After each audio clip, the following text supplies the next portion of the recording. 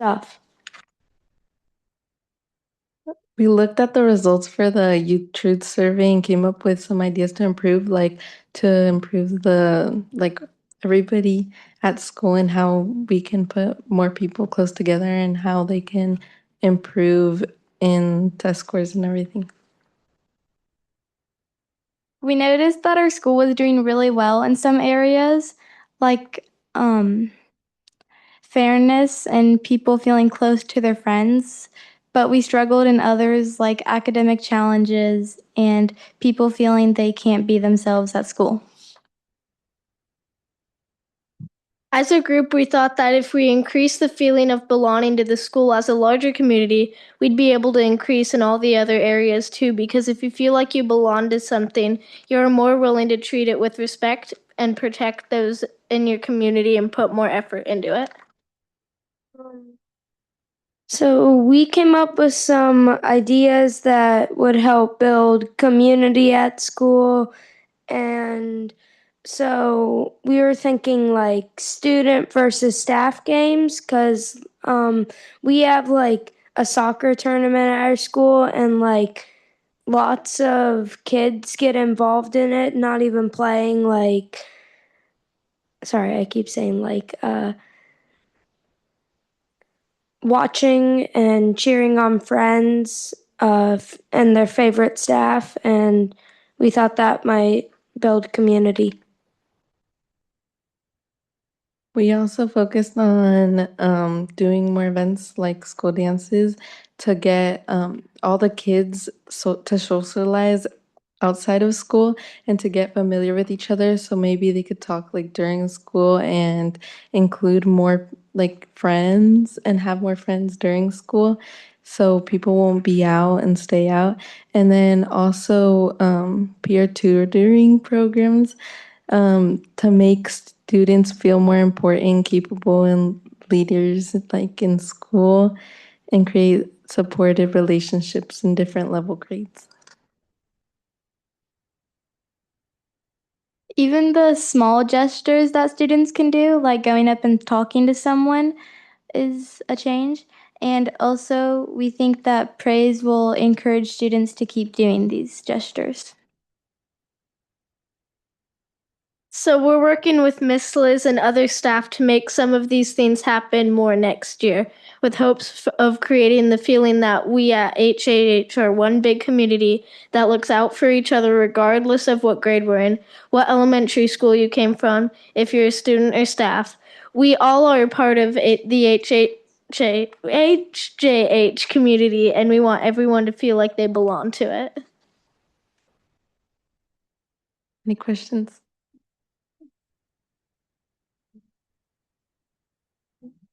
What a terrific presentation. Thank you so much. And I really commend you all in the way that you have brainstormed ideas and talk about why you have those ideas and just all of the things that you've done towards this program. And I look forward to hearing how the implementation goes. I really agree that feeling a part of the school's community is probably the most important thing to enjoy being at school and give it your best effort when you're there. So anyway, thank you so much for your presentation. That was great. Awesome. Good job, guys. Thank you. Thank you. Okay, I did the public comments. Consent. Pardon me? You have your note. This one? No. Oh, yeah. Thank you. I did want to point out, and I of course lost my notes here. Thank you. That's why he's the superintendent. I believe it's board policy 9005. There is a typo. Sorry. It says ROPER, and I understand it should say PROPER. And I just pointed that out. I'm assuming we don't need to vote on it, but is everybody in agreement we need to change the typo? So it's in 11.3E in consent. And it's one of the policies. I'm sorry. Yeah. Thank you. It's okay to ask. It's okay to ask. board policy 9005. That's on page 209 of the packet. So So we'd just be making the typo fix, and I think we can batch that change into the consent Sounds approval. great. Yeah. Yeah. Yeah, Roper. Okay, that's it. Do we have a motion for the consent agenda? So moved. Second. All those in favor? Aye. Opposed? None. It passes. Thank you. Thanks, Chris. And thank you for reading the packet. Um, All right, so next item up, it is my pleasure to introduce, it actually is misstated in here, but our vice chairperson of our bond oversight committee, Mindy Kiff, is here to present actually two presentations because we have two bonds one is closing out and one is just beginning. So she's going to start with the older bond, Measure D. Hello, good evening.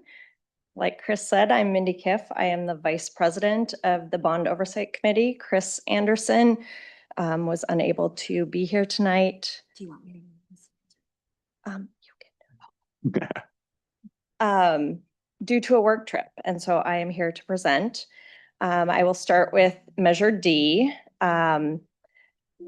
So we, as you can see on the screen, these are our committee members. We have 3 vacant positions. So it is very hard for some reason to get people to be a part of this committee, which I think is so silly because it is one of the easiest committees to be on. We try to make it a little fun too. Yeah. I mean, we meet once a year and we get to tour and talk about all of the wonderful things that our bond money are being spent on in our school district.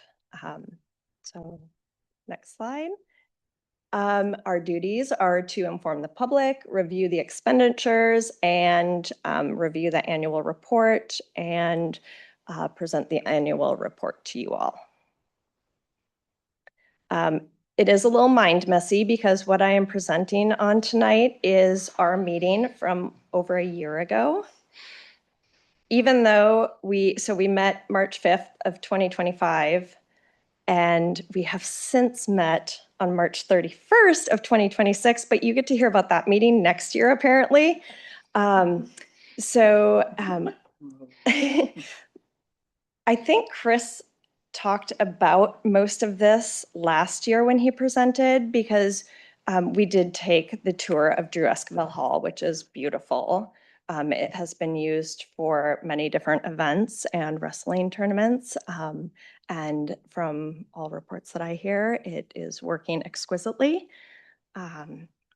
And construction projects that have happened since at that time we were talking about the Grove at the high school. We were talking about the entry to the high school.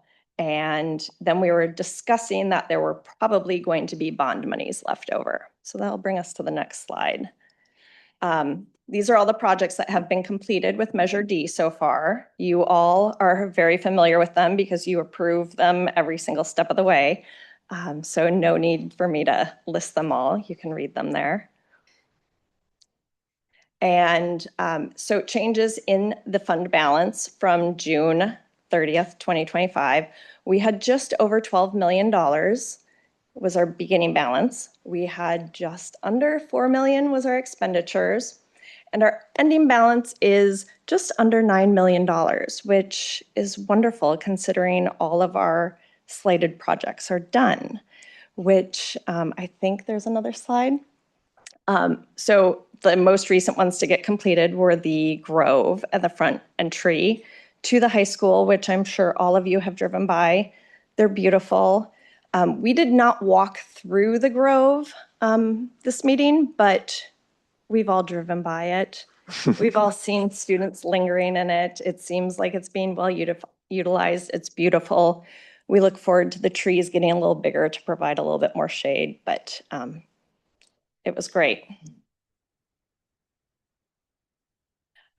So let's talk about that almost $9 million that's left. The plans for that, I believe, are to do the landscaping at the junior high, which is much needed on that corner.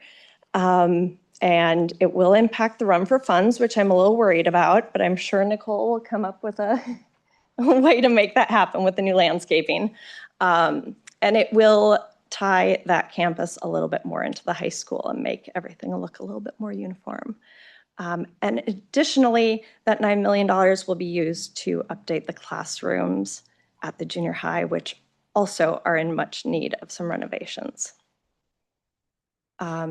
And then that brings us to the summary is that all the results indicated that the district has properly spent and accounted for all of the monies in the bond thus far. And that is what was presented to us in the report. So there you have it. Do you have any questions for me? If you know of any Yes. people that would like to be part of the bond, please send them Chris's way. I was thinking Noontime Rotary could qualify as a senior citizens group, potentially, or Kiwanis. I would like to object to that, but I think you're correct. I think our average age is, I don't know, 68 or something. All they have to be is an ARP member and they There you qualify. go. Yeah. So if you know anybody, yeah.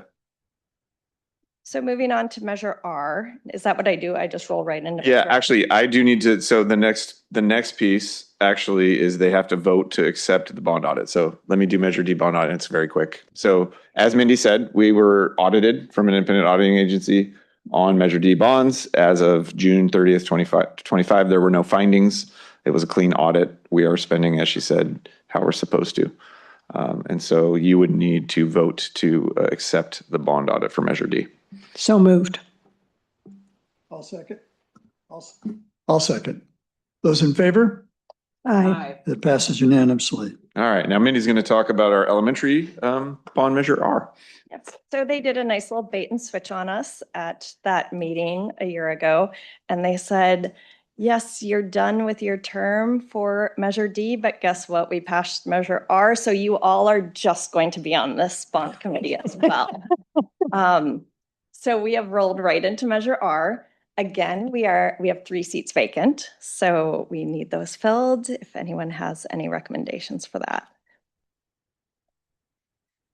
Our duties are the same. And so we started to talk about Measure R at our March 5th meeting, and we elected our chairperson, which is Chris, and vice chairperson, which is myself. So on your screen in front of you, you have all of our Measure R projects listed. The elementary school HVAC and roofing project is complete. We obviously didn't get to tour that. But I have been working in the elementary school and the air conditioning is working lovely. And then, so the next thing that was done was the front entry to the elementary school. Nice. And it is absolutely beautiful. Yeah. And you all hit the nail on the head with that. Every time I go to substitute teach there and I walk up those steps and into the building, I'm just in awe of how it looks like it has always been like that. Mm-hmm. It really fits, so good job. And this summer, I believe right after school gets done, the Fitch Mountain field replacement will be starting. I've been talking to some of the students at Fitch Mountain about it, and they are so excited. And some of them didn't know it was happening. When they heard it was happening, they were very excited. So that will be a good addition. Also happening this summer, and it's already kind of been started, is the Kinder Wing modernization. And I wish it had a better name, the TK Toilet Project. I blame Tanea, yeah. I don't know who named that. Look, it's like TKTP too, just to make it extra fun. And having been in the TK and Kinder classrooms, that will be a welcome addition in order to help the students and keep them safe. So we look forward to seeing how that project turns out. And the aquatics facility, we have not our committee was not presented plans, but it had been talked about a little bit. We are excited about that, and we will report on that soon, or 3 years from now, maybe. And yes, next slide. So we, when our meeting happened, we had no money in the fund, but now there is $13.8 million in that fund to fund these projects going forward. And in summary, I can't really say they've all been accounted for, but the audit shows they've been accounted for, and as they are spent, I'm sure we will see all of that in the audit. So do you have any questions for me? Thank you. Yes. Thank you, Mindy. You're welcome. And stick around, you can hear more about the pool. Yeah. So we'd move on then to the audit report for Measure R, which was also clean, done by an independent agency. Nothing to report. I do want to make a note that the fund balances you saw there were as of June 30th, 25. So I don't know the exact fund balance off the top of my head for Measure D, but it's more in the $6.5–7 million range after we paid for the Grove and the parking lot and the entry. So, but there is money left over that we've talked about, junior high classrooms, right? So anyway, we would need you to approve the audit for Measure R. Chris, just real quick, what's the potential projected timeline for the remainder of the Measure D funds, like the classroom I mean, I think we're looking at it for next summer, possibly. Yeah. So we got to go through design phase and everything next year. And 2020. Okay. Yeah. Yeah. Working concurrently on both bonds. Oh, yeah. Huzzah. We can multitask. Keep her busy. Keep her busy. And do we have a motion to approve bond audit for Measure R? Second. Motion and a second. All those in favor? Aye. Then it passes. And proposed plans for the Healdsburg Unified School District pool. All right. So my pleasure to introduce our team who is here to talk pool. So we have Kevin Chapin, who's our principal from Cochoqui Quack Architects. Tanea Dales is our construction manager. Stu Isaacson. Isaac, I knew. Okay. I always just think Stu from Buffalo. He's from Buffalo. I grew up in Buffalo, so we have this kinship for the Bills. So Stu is kind of a national expert on aquatic centers and specifically not only design, but programming of them and how to maximize revenue. So we've hired him to help us be able to do that. So they're going to take us away on some concepts for the pool here. And today specifically, we're looking for feedback from the board so that we can go back over the next month or so and hone in on the design so we can get it submitted to the Department of State Architecture in California, which takes up to a year to be approved at this point. Because yeah, it's very slow bureaucracy at its finest. So. All right. Well, thank you for having us tonight. Excited to show you what we've been working on. So we will be showing you a whole bunch of different options. We have 2 different kind of layouts of the buildings, different materials.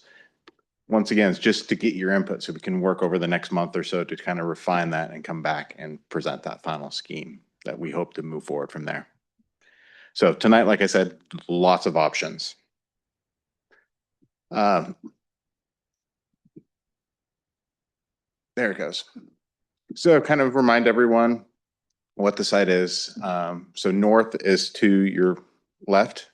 The pool's down there on the very bottom on the northwest corner. Yeah. So the pool's kind of in the northwest corner of the site, which is down on the bottom right or bottom left. So that's our area that we're working with on the site. So option 1, we're still building in the same area. The pool building gets a little larger than it is to fit all the new requirements and programming that we're putting into it. We have the 2 pools that are right next to each other. So we have a competition pool, which is a 12-lane pool. And we have kind of a learn to swim, warmer, smaller pool that's going to be for like learn to swim, aerobics, a whole bunch of different things. And that's a newer program as well. So it'll be warmer than you have the 2 pools now, but it'll be a warmer pool than it. So there'll be different temperatures proposed.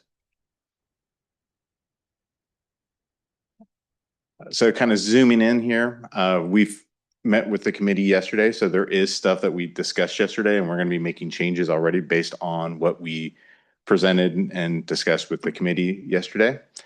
Couple of those are we're going to be moving the locker rooms next to each other and moving a few things around. But the main concept of this one is we have this diagonal wall kind of leading back towards the cafeteria to try to tie it into the main campus.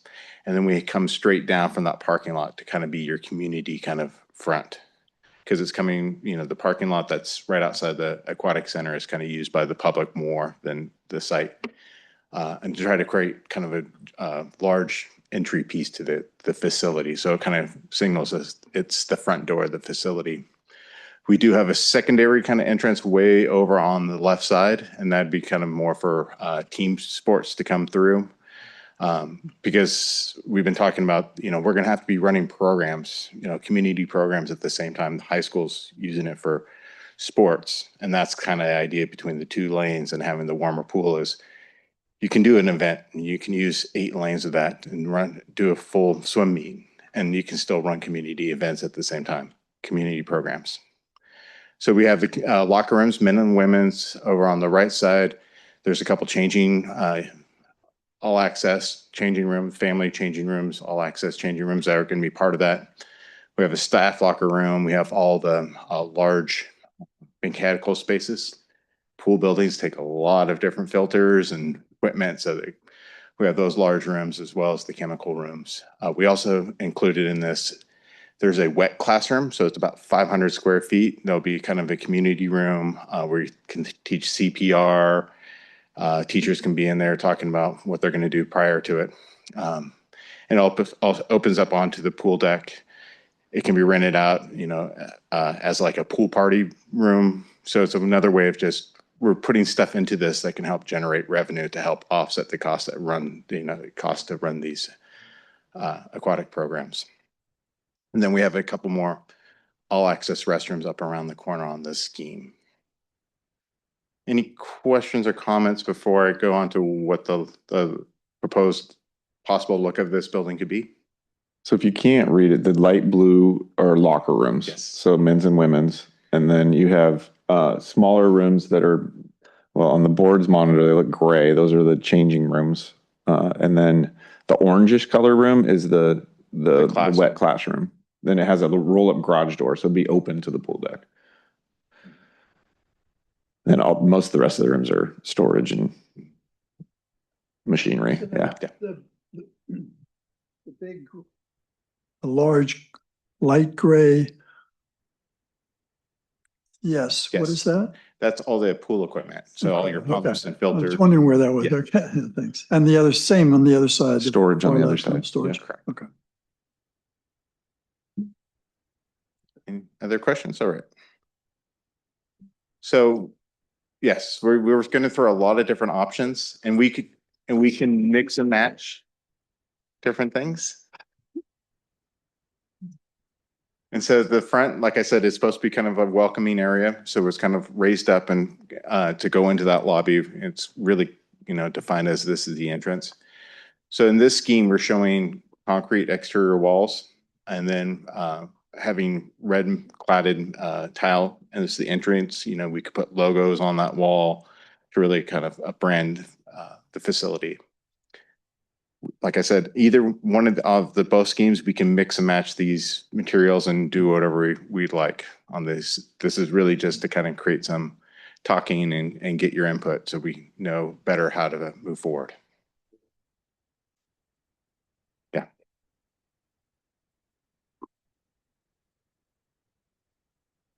Any comments on this? I mean, I said yesterday that I love this, but I think I guess I'll let you finish your presentation and show all the options because there was a lot of talking through what the buildings should look like. Yes. All right, going on to option 2. This one we made a huge different site gesture on this one. So what we did on this one, starting off, is we moved that emergency vehicle lane that kind of cuts through and cuts off the cafeteria from the pool now. We've wrapped that around the pool facility. On the other side. On the other side around the neighbors. And so the whole facility kind of moves a little bit towards the campus and allows us to create a plaza outside the cafeteria as well. So if you're having a large swim meet, you have a place for students to go wait kind of for their meets. It cuts down on the traffic going through the campus because now it's going to go out and around the pool facility. So that's what's the kind of the big gesture we made on this one. It also adds parking, right? It adds a little bit of parking because we're going to add parking since we don't have the drive-through anymore. Kind of up outside the cafeteria, we can now put parking along that side that is currently emergency vehicle access. So we're going to be able to pick up probably 10 spots or so with this scheme.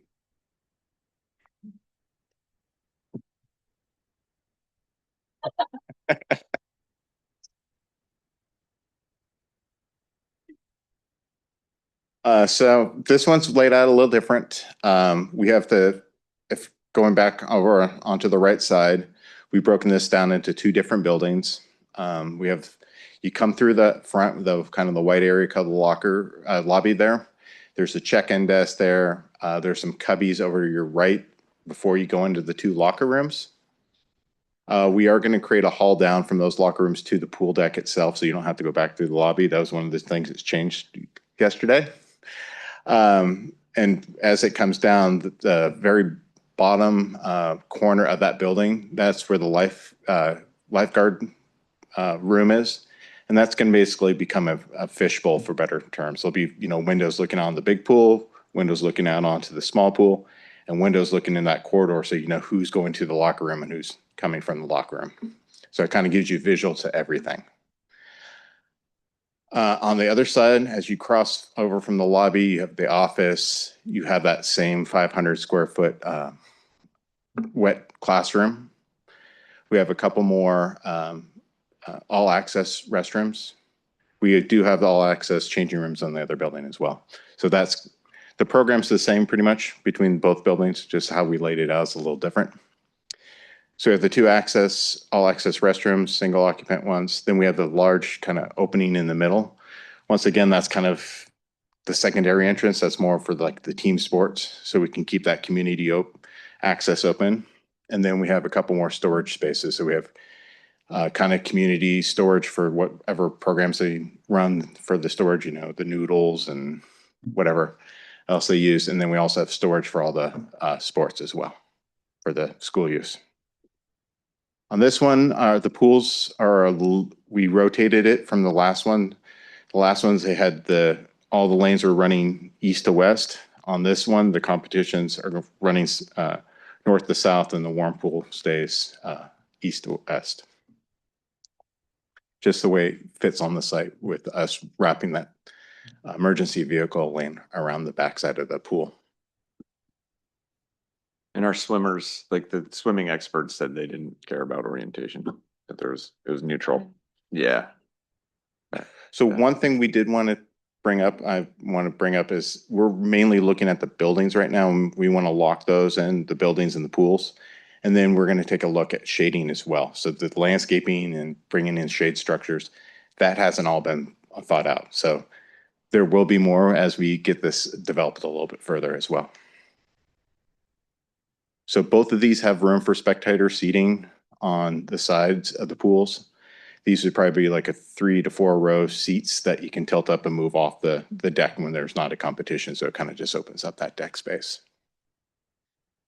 Any questions about this layout? Can you talk a little bit about the thing that we talked about yesterday as related to sort of like the beach, the sloping entry into the two pools, and how those the warm pool or learn to swim pool might connect up with the easier entry into the competition pool with additional configuration so that there could be larger scale water safety classes and swimming lessons for our students all at the same time? Correct. So let me go back to the first option because this is the one we really were talking about it. On this option, after yesterday, if you look on the big competition pool on the right side, you'll see the steps going down. That's that little notch out at the pool. What we were talking about yesterday is creating a access ramp from that stairs back up. And so we can get rid of that little chair that, you sometimes have to use, people have to use to get into the water. It also is a lot easier way to get into the pool. And then on the small pool, we were going to flip it. So both ramps were kind of facing each other. And so it was brought up by the PE teacher over at the junior high saying how much easier it'd be if she could stand in the middle, direct kids on one pool and direct kids on the other pool, because they'd both be in the shallow ends. On that learn to swim, the smaller pool, the shallow end is where you enter, and then it goes down deeper as you get towards the wall. So it's kind of opposite of what you would think of how a pool would get deeper. Like with the large pool, the shallow end is where the stairs are, and it dives down as it goes towards the left to get to the diving boards, where it's going to be about 13 and a half feet deep over there. So that's how you kind of think of how they drop. So the orientation, so I'm looking at the right side, that is 3 feet of the big pool. That's 3 feet deep. On the big pool, when you first enter, I believe it's about 3.5 to 4 feet deep on the big pool. On the right side. Yeah. And then on the left side, it's 13 because they dive there. Yeah. So the swimmer that's in the 3-foot pool may or may not have an advantage to the person who's in the deeper pool. So the way the pool's laid out is those first 8 lanes are pretty much all the same depth, except the area where it's, so they're all going to be, 6 foot. Okay, so the left side is the deep side. That's correct. Basically where they'd be Yeah. swimming. Okay. So we could allow, a couple lap swimmers. Okay. They'll happen on those last laps. I'm just, somebody will complain about it's easier to swim in. The competition should all be in the same depth. There's competition standards for high school. So the first 8 lanes from left to right fulfill the competition standards. Yes. So going back down to option 2, this one we have 2 different schemes for the exterior. And so here, the first scheme, we're once again trying to create a large entry point to really signify the entrance to the pool. None of these renderings, by the way, show the gates and front doors. So there will be gates, to keep people out, just to let you know we are thinking about that. So on this one, we're showing a couple different styles of metal. So the canopy would be metal with some slatted panels. And then we're showing metal panels. The darker gray is metal panels as well. And our rendering program puts in a lot more landscape than will actually be out there. So yeah, the swim coaches said it was more of a resort than a pool. Yeah. So that will be thought of, and we will develop that a little bit more. We lose the last one. There it is. So the last one's kind of fits a little bit more to what you're used to seeing on your campus. So we were showing that same fiber cement board that's kind of all over the high school campus in that red, heirloom red color.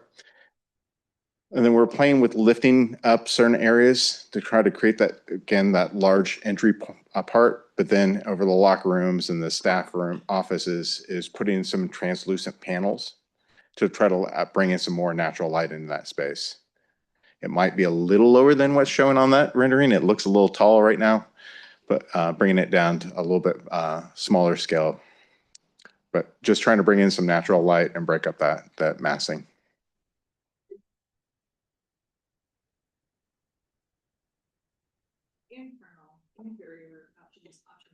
Correct. Both the last 2 I showed are both option 2. They're just different materials. So this one and these are the same layouts. They're just different materials. But conceptually, you could do the first option in that layout as well. Correct. We could easily do the concrete and the tile on this one as well. So it's all about talking and trying to understand what's desired on this. For the first rendering of option 2, would the colors be able to change? Because I really like the design, but I don't know how much the black and the white's going to align with what we see on our campus right now. We actually did discuss that and trying to do more of a gray for the panels and possibly doing that entry piece as red instead to try to fit the color of the campus a little bit better.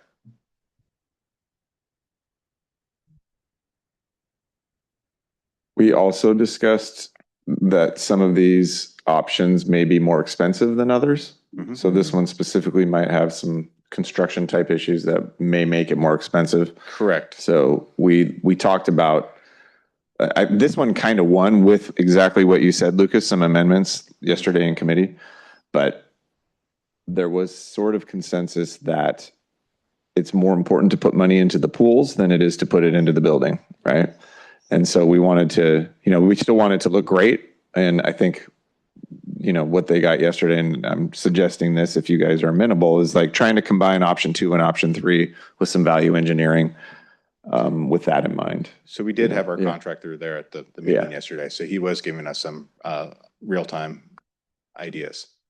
So I think it's really important that it tie into the high school, since if we wrap the road around, which I really like, changing the road and creating that plaza space outside the cafeteria, we're bringing the pool area into the high school campus.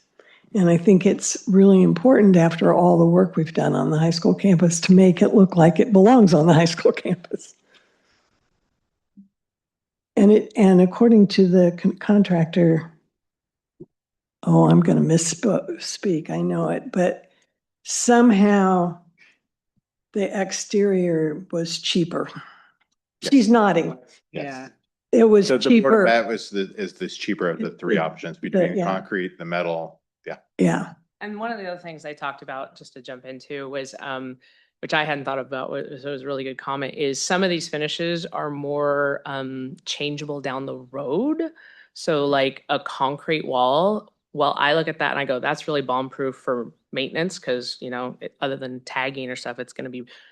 But if you need to move a light or add a security camera or any of that kind of stuff, may not be as easy to do that. So we were kind of talking about how like the finishes that we have and are using around the campus are really easily changeable. So that was another thing that got brought up. Not that we can't change, it's just, it's going to be a little bit more difficult. Along the lines of it coordinating and being consistent with the campus, and I don't want to be the wet blanket, but I feel like these are pretty grand. Like, not that our high school isn't grand in its own special way, but the height, the whatever, it's like, what? Like, is it consistent with the campus? This is actually smaller than the cafeteria. So we're looking at like that red is probably only about a 10 to 11 feet. And like it's trying to say, we can bring down that other white volume to make it, And that would be cheaper, which was my comment. Well, that looks like a 2-story building. Yeah, exactly. Yeah. I mean, granted, the cafeteria is tall, but that's the building we had to work with, right? We weren't going to shorten it. This was a comment that came up yesterday, and we were talking about trying to reduce it in height as well. Yeah. But still give it some volume and It's its own thing. Yeah. Thank you. Different, but feels like it fits. I certainly want it to look nice. It's new, it's shiny, it's a wonderful community resource. It's like my first reaction when that first picture came off, that big open top, it was like a museum, so. I'm sure that's the most expensive option. I think that the other thing that's really important for us to hear is Microphone. the multi-use. Oh, I thought I had it on.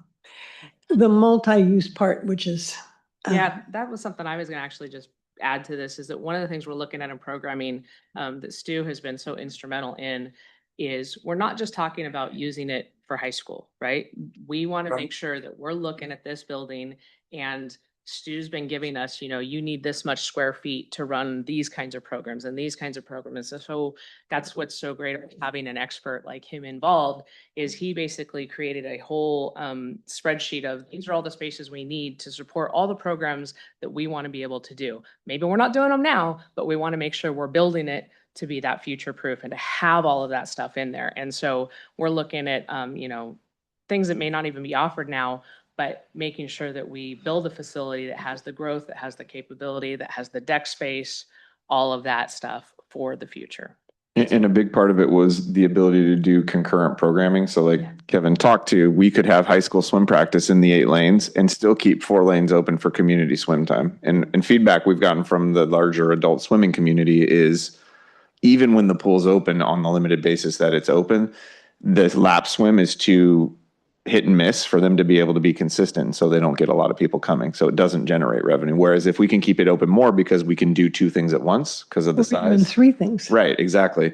Then we can generate revenue. And these are So wider lanes. And again, you could be running in the learn to swim pool and some, and I've learned a lot from Stu, but you can have people who want to lane swim in the warmer pool, but you can also have them who want to maybe swim in the cooler pools because the bigger pool is a little bit cooler. And so having flexible, I think that was the phrase I used yesterday, making sure that we're making this as flexible as possible to try to capture anything we do currently, but anything we want to do in the future and give us that availability. Well, I think it would be nice maybe to hear from Stu about all the different kinds of things that are potential for this kind of a space. Well, thank you for asking. Since you're here. Yes. And it was really worthwhile. I'm glad I was able to stay for the meeting because I've learned a lot. And it really helps us focus on how we can drive the design through the program needs. When you talk about concurrent programming, one of the real keys is not just being able to run different things. So we don't have to stop swim lessons if there's a swim meet on the weekend, things like this. But also the way the pools are designed with the warm water, the access that exceeds ADA requirements in both pools for adaptive PE, for active aging adults and senior programming, for Special Olympics. A lot of real good opportunities here that really aren't taking advantage of the existing pool. One, because of the overall program model and the facility itself. So that is going to be really critical. One thing I wanted to bring up, and I want to thank the middle school students who are here with their report, because they talked about engaging more student activities. This pool, particularly in option 2, which opens up that kind of a patio area to the cafeteria, really allows this to be another really important community school really touch point. You can have events. You can really take advantage of it in a ways you've never taken advantage of your current swim center. So these are all the things we're taking a look at. I've had a chance to visit other pools, most of the other pools in the region. I've had a chance to attend a master's workout at Park Point yesterday. So I'm really getting a sense of the community needs, but I never want to talk about the needs without talking about the opportunities as it comes to programming. So as our design team finalizes this, our next step is really developing, as Tanea said, that matrix of the programs with the input from all the stakeholders to really understand how we can make this so much more valuable. And the spaces that are in the design right now support that multiple use and the current concurrent use. I can't help, without Debbie being here, Debbie Ordetto, I want to make sure to mention that when we talk about all the benefits of this added space, it really enhances our community programming, our school programming, that interaction between the school and the community. But being able to do those programs also generates significant more revenue. And one of our goals is to reduce that financial operating deficit. That is really important. So because we often do the budgeting, the financial and operating analysis, all the things we've talked about in design and programming still have that filter in the back of our analysis to make sure we're meeting financial goals too. Any questions for me? And thank you for asking, Judy.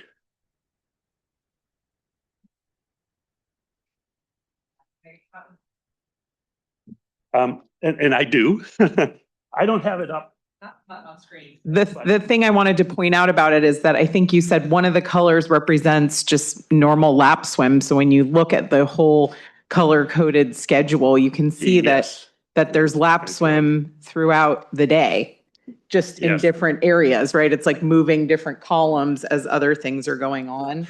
And I feel super excited about just having reliable, open swim times for people. Yeah. And it makes sure we're identifying the times and spaces for all the other programs that could be in there. Now, don't think that that's what it's going to look like the day it opens. Right. I understand. Evolve a little bit, maybe year 2, maybe year 3. But one thing I want you to do, you may think this is too much detail right now, but it does give you a real sense and a planning sense. And what we have is those versions for the school year when the swim team's in season for weekdays, Saturday and Sunday, the school year when the team's not in season, and then for the summer. So we have like 9 different of these Right. matrices. Right. This really helps us link programming to the design team. It helps us analyze the operating costs, the staffing needs to support these programs. And it also helps when we're talking to partners, whether it's an outside club team like Neptune Swimming, which used to use the pool much more, that they understand the time they can get, and the high school team to use it. So this is all part of the detail that is now having an important role in the design phase, but a much more important role when we get to the programming and the development of it and the financial analysis of management, staffing, and operating budget. Cool. Thank you, Stu. Thank you. And Stu actually helped us do all this Sonoma as well. So he helped start that program and work with them as well. So to get that operating going up there. So when we did the pool a couple of years ago there. So any comments or additional questions? I mean, I'll make a comment. I like the rerouting of the street, if you will, in the drive-through.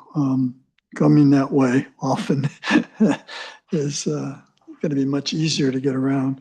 I also like maybe it's the second setting, but I don't know if the second and the third are the same, but I like the open spaces. Saying more places to do things other than just swim, to hang out or have a function or whatever it may be. I think that's important. In part, obviously, for the school, what we do and how we can have indeed celebrations there, but also for the community, obviously, because I know we're trying to build that partnership and make it established so the city understands that they are a partner and, it's for the whole community. So that, for me, it seems to be, and again, my limited experience seems to be better. I certainly like the street coming in. So we're here in option 2. Yeah.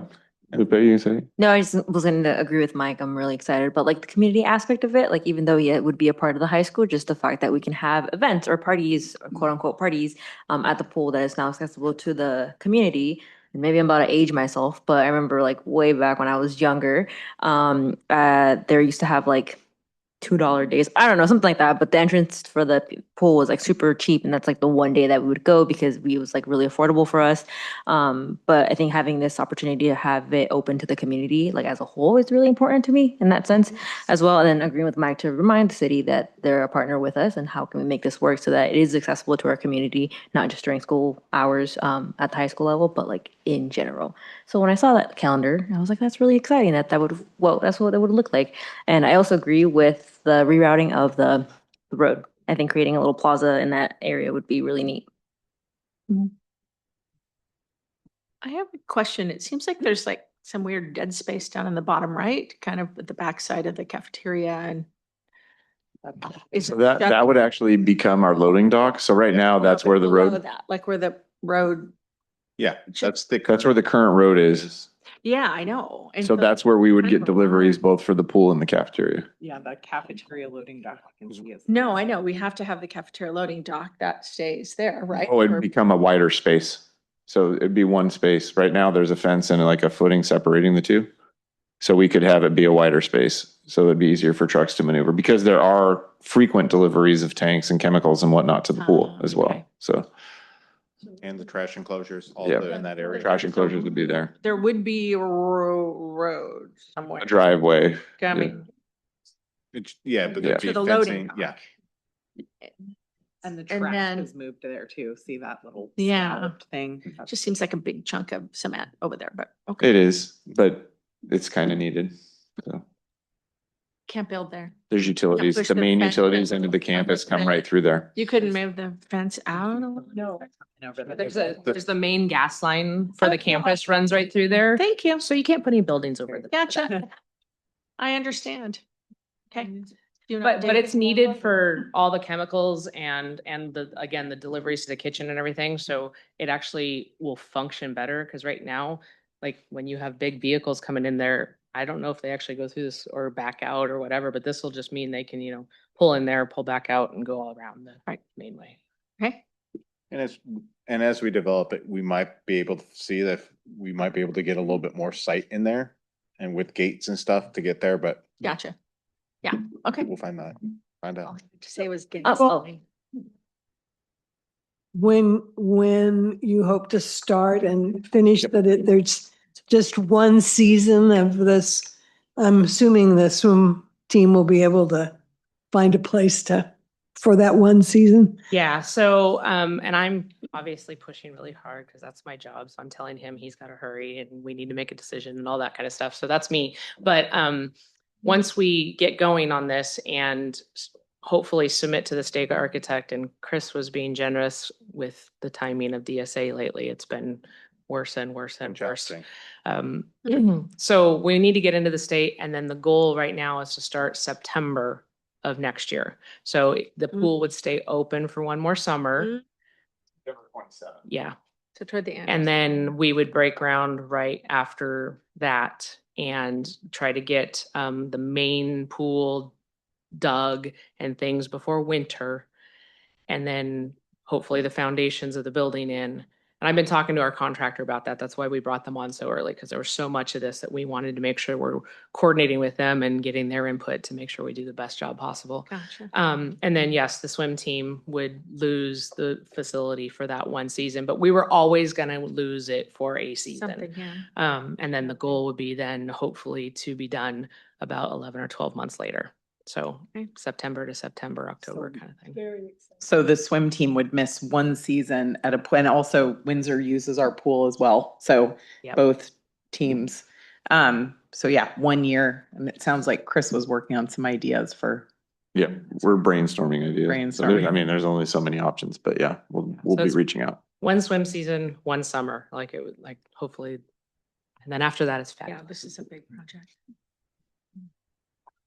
I just wanted to let everyone know, like, I have been thinking about the pool all week. I went out to Sonoma Valley on Monday and looked at their pool and talked to the pool manager and one of the instructors there, and just kind of like it was really amazing to see their pool and see what their programming looks like. And tell people what is in Sonoma though. Oh, so he knows. Okay, so Sonoma Valley has a pool that in some ways mimics what we're doing here. And I believe Stu was a consultant for that pool.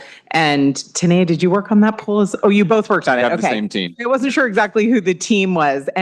But I did, it was just, I knew that if I saw it in real life, it would give me a lot of insight into looking at these drawings more thoughtfully and thinking about, my daughter is on the swim team and we live really close to the pool. And I just feel like I'm super excited about the possibilities for the students of our district to be able to take water safety and lessons and have access to this pool with their families and have it be just a great community resource. And I'm really cognizant of the fact that we're super fortunate to have this bond money, to have the trust of the community to build this aquatic center, and that we don't have anything like this. I know it's going to be utilized just beautifully once it's up and running. And so I just, wanted to sort of hopefully delve into it in as thoughtful a way as possible to be able to ask the right questions. And there were some things that they told me at Sonoma Valley that were kind of boring things that were just to tell Chris and have Chris talk to Tanae and Kevin about it. But I as I've kind of thought about it since our meeting on Tuesday, I think that one of the things that stuck out to me that they mentioned in Sonoma Valley was that they would want their Learn to Swim warm pool to be bigger. And I know that I mentioned that to you guys at the previous meeting, but that was one of the things that came up, is that even swimmers who are coming to swim laps in the big pool are really enjoying their warm pool time as well. And it's a really nice resource and a part of what is so nice about the swim center. Plus, it's a great place for families to go, and just having that space around the pool where parents will be able to have their kids be in the pool and either be in with them or beside the pool I just know for all my years that my kids were little, being able to do that is one of the most important fun things of the whole summer. And so I want that to really be like adequate and not a thing where we're like, oh, the warm pool is always super crowded in the, in the summer. So I just wanted to reiterate that I would love to see that. And then I just making sure that we're talking about a big enough wet classroom that can be summer camp base and nice big birthday parties and, potentially useful place for district things and community meetings to happen as well. Those were the things that really stuck out after, the last 2 days of thinking about it for me. And I just also really feel like there's an opportunity here for us to really make a difference in communities that don't have access to swim instruction. It's probably, to me, the most important kind of mandate here is that we have students in our district who don't know how to swim, who haven't had adequate instruction, and we live right next to the river. And it changes things going forward for generations for students to have the life skill of being swimmers. And I just think we really have an opportunity here to create a space where that's truly accessible, promoted through PE and other things. And that's just something that is super important to me as we think about how we're going to spend this bond money.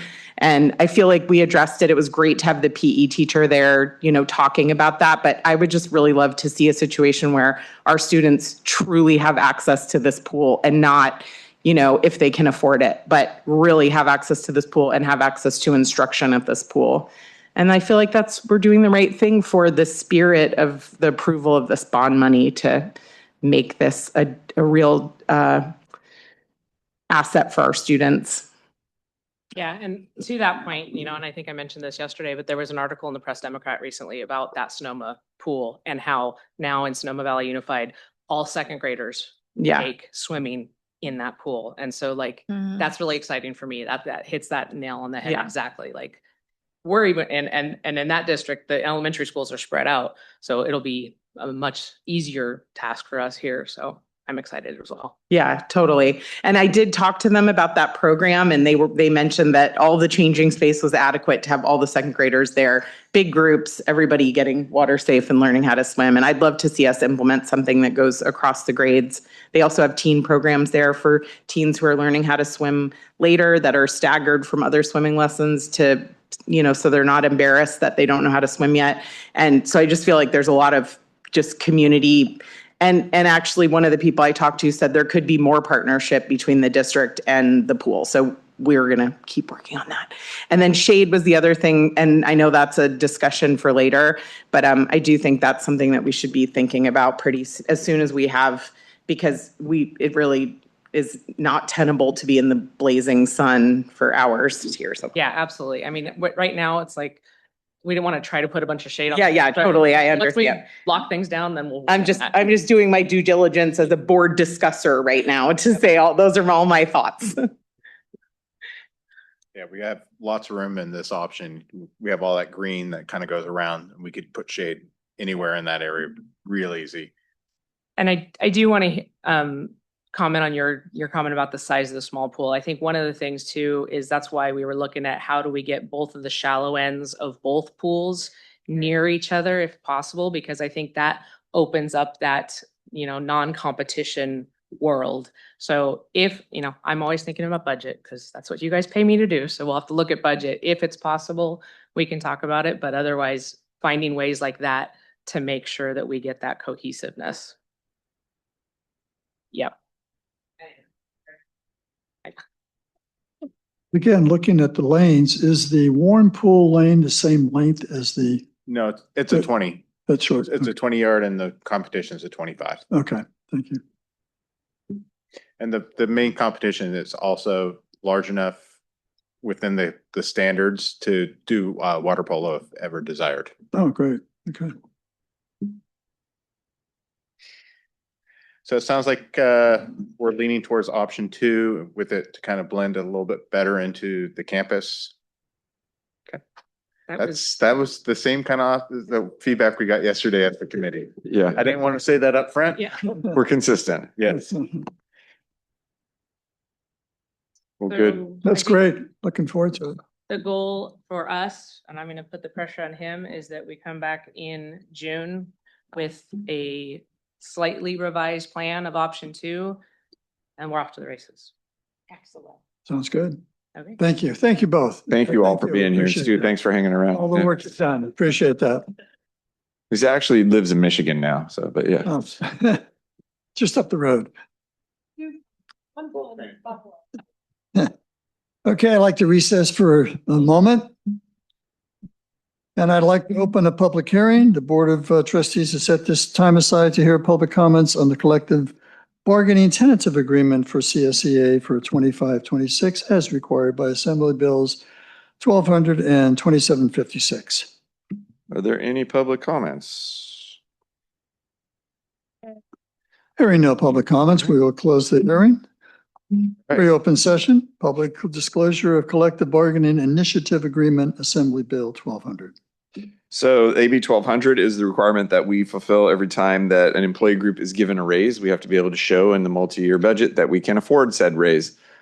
Because of the timing with negotiations with CSEA this year, this actually forced Debbie to basically do a third interim on the entire budget to be able to justify it. So the cost of the raise, so it's 4.5% for all CSEA employees, retroactive back to July 1st for this year.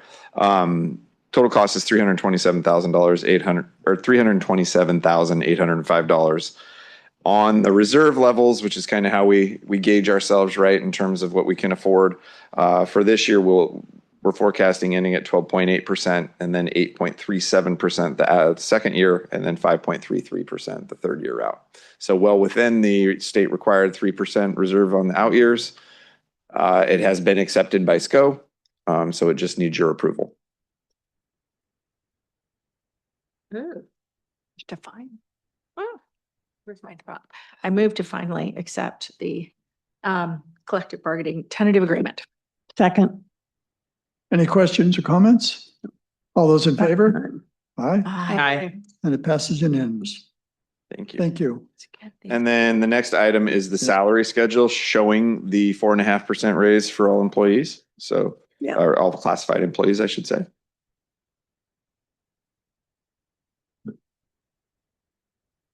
Also something to approve, right? So we do need to approve the salary schedule. Yeah.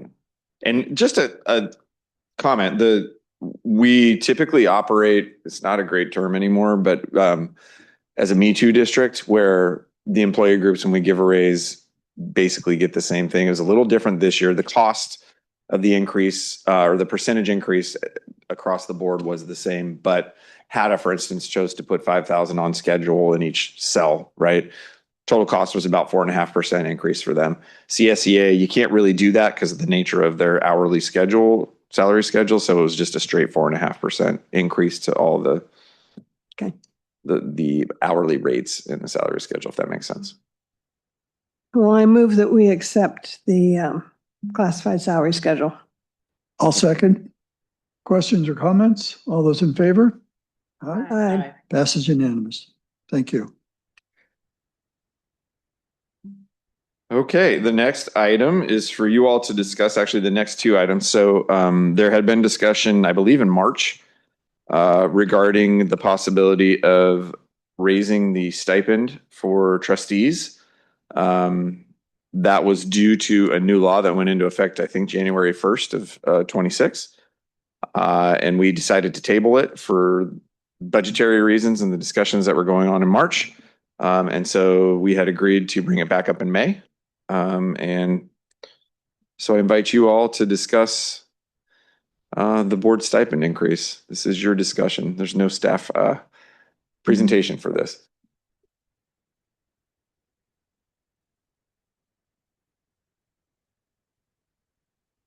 I can remind you, you get $240 a month right now, and you can opt into medical benefits and receive the same payment toward benefits that are, you're actually in the administrator group for benefits, but every employee group gets the same contributions. So. Since we're, you go ahead. Nobody wants to start. Part of my thinking in discussion with one trustee is if we did the 1,200 and instead of adding on the benefits, which currently I think is about $13,000 because two of us are taking the benefits, maybe more if other people came in and needing the benefits. But instead of taking the 1,200 plus benefits, if we took 1,200 and were able to get those benefits, but that came out of our stipend, that would lessen the cost of the district. That's my thinking. I don't know where the rest of the board is with that. So I'm starting this conversation. Please jump in.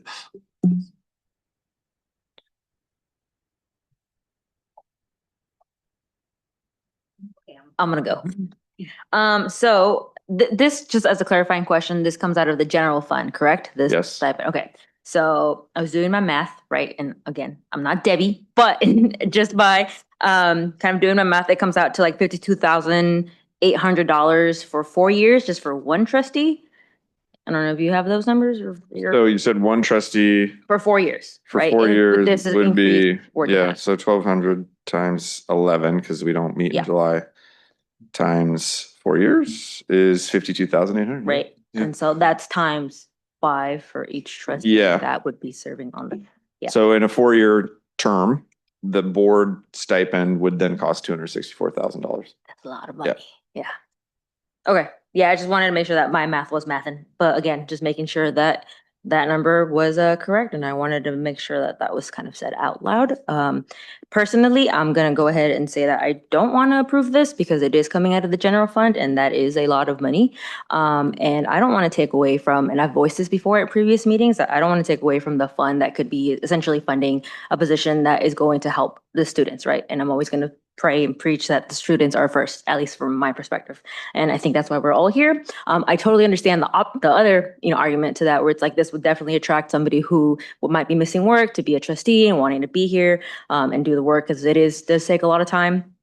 But I can't justify that increase. It's like too much of an increase for me. And again, I'm not saying I don't like money. I love money, but like at the end of the day, I want to put the students first, and and also the teachers. And it just feels really kind of like we're stepping back on the whole. Like we just made budget cuts and had to lay off some people, et cetera, et cetera. But here we are giving each other like this, or giving us this increase doesn't feel right to me. So that's where I'm coming from. And so I'm sure that that's all I will say right now. I'll say I think in a time where we're having to make these cuts and attending that budgeting meeting earlier in the year and talking to students afterwards, and students being very upset with potential cuts to things like the wellness center, and seeing that this is $264,000 that could potentially fund around 2 years of position in the wellness center or any sort of position. And I think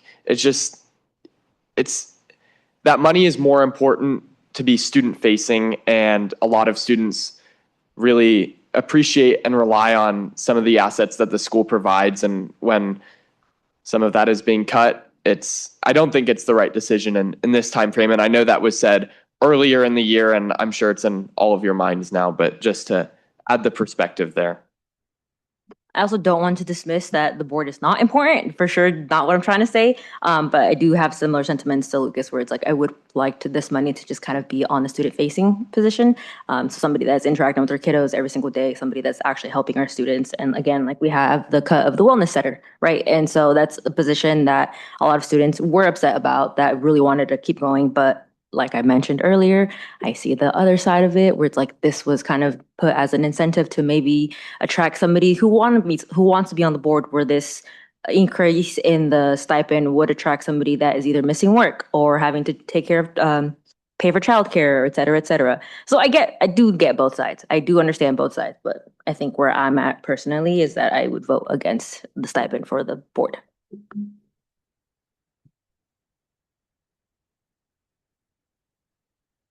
Thanks, Lupe, for saying that. And Lucas, thank you. I don't think now's the right time, but I am open to talking about it again in the future. I just want to say that because I feel like when we say that $285,000 number, like, yes, that's a real number, but that's also all 5 trustees for their entire, term. And I feel I have mixed feelings about it because, just to be honest, this is a big time commitment.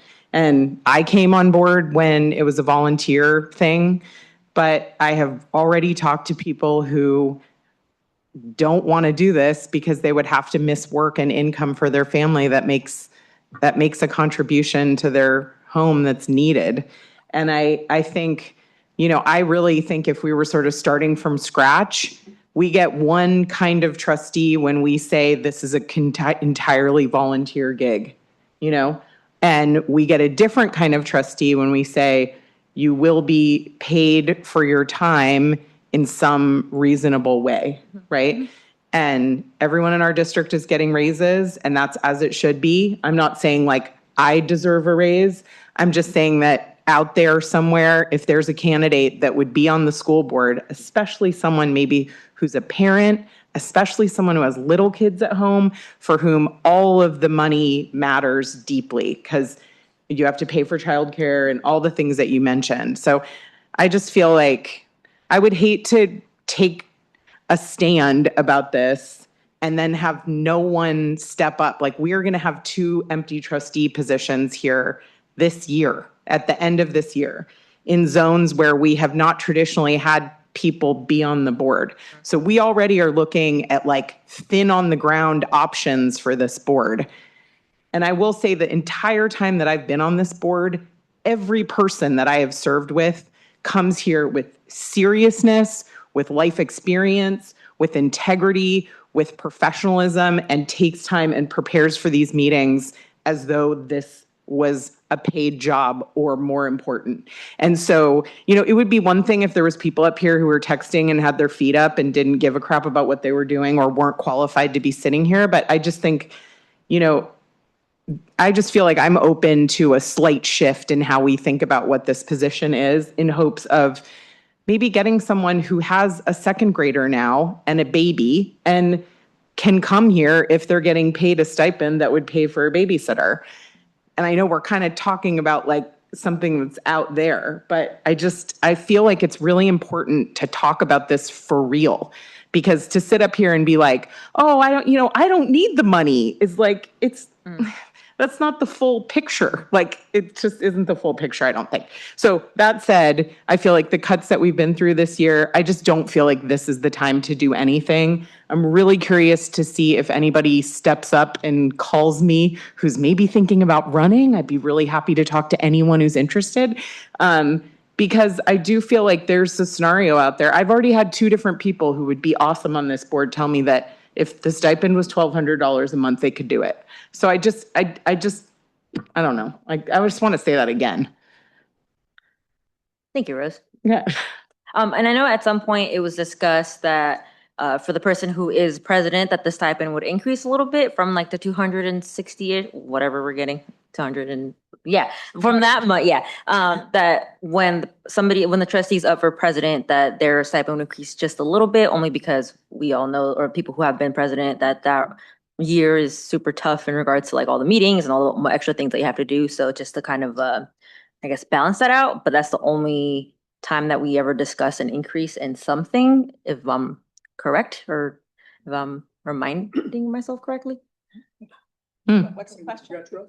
Yeah, like I think at some point it was discussed, right? That but that was like the only thing. And I think also what not scares me, but it's like a big jump from like this $200 to like a whole $1,000 more, right? Mm-hmm. And so I think that's where I was like, whoa, that's a giant increase. And anyhow, somebody else can talk.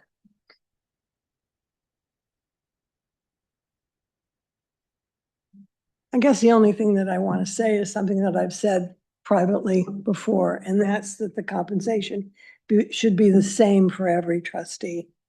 And as it is set up right now, it is not. So is the only proposition on the table to go from where it is now to the full 1,200, or do we have there's technically to do no another kind of a compromise situation? No, I'm just. I know there's no motion, but I'm wondering. So the next item what's on the is a resolution that you would have to pass if you were to give yourself Any an kind of increase raise. to stipend, it's blank, Gotcha. right? So you have the option of adding $100 or making it $500 or whatever you want to do, you know, the full 1,200, whatever. But it would take consensus and a vote, so. Do we also have the option to have another discussion about this once we have a better idea of what the budget looks like for next year? Yeah, and no motion means no change, right? So. I'm not prepared to take any action today, but I feel like we've discussed it again. It's like so uncomfortable to talk about it again. But Yeah, I understand. And I know it's awkward for you. It's awkward because you're talking about yourselves, right? Yeah, I get it. yeah, and I also, I just think there's nothing wrong with us shifting the culture a little bit to value the labor of the board a little bit more than we do. I just don't think there's anything wrong with that, and I want to just say that. Well, let me again throw it out. I started with the 1,200 and including not out of that 1,200, if someone wanted, chose to take benefits, I think it's dental and medical, it would come out of the 1,200 as opposed to additional to that. And currently there are two of us that are taking benefits, dental and or medical, or both. And I think it's about $13,000 if I remember what Ms. Odetto had told us earlier. I'm looking at the difference, and again, consider the source on the numbers. The increase would be about 52,000. Take the 13,000 off, so it's about a $40,000 increase per year, and not over 5 years or 4 years. Let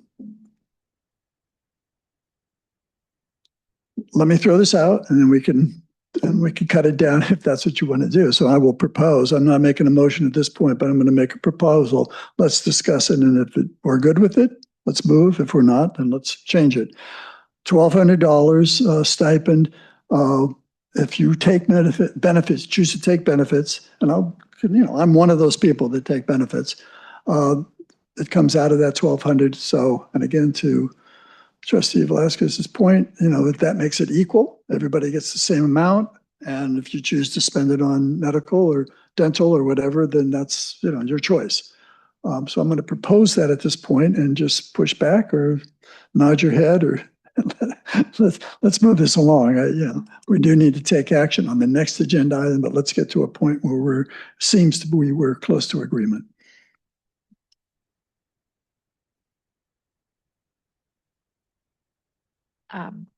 I am definitely not in favor of a $1,200 stipend. I would be open to, I don't know about if there's time tonight or a future meeting, a discussion of a lower stipend, but the removal of the benefits to make it more fair.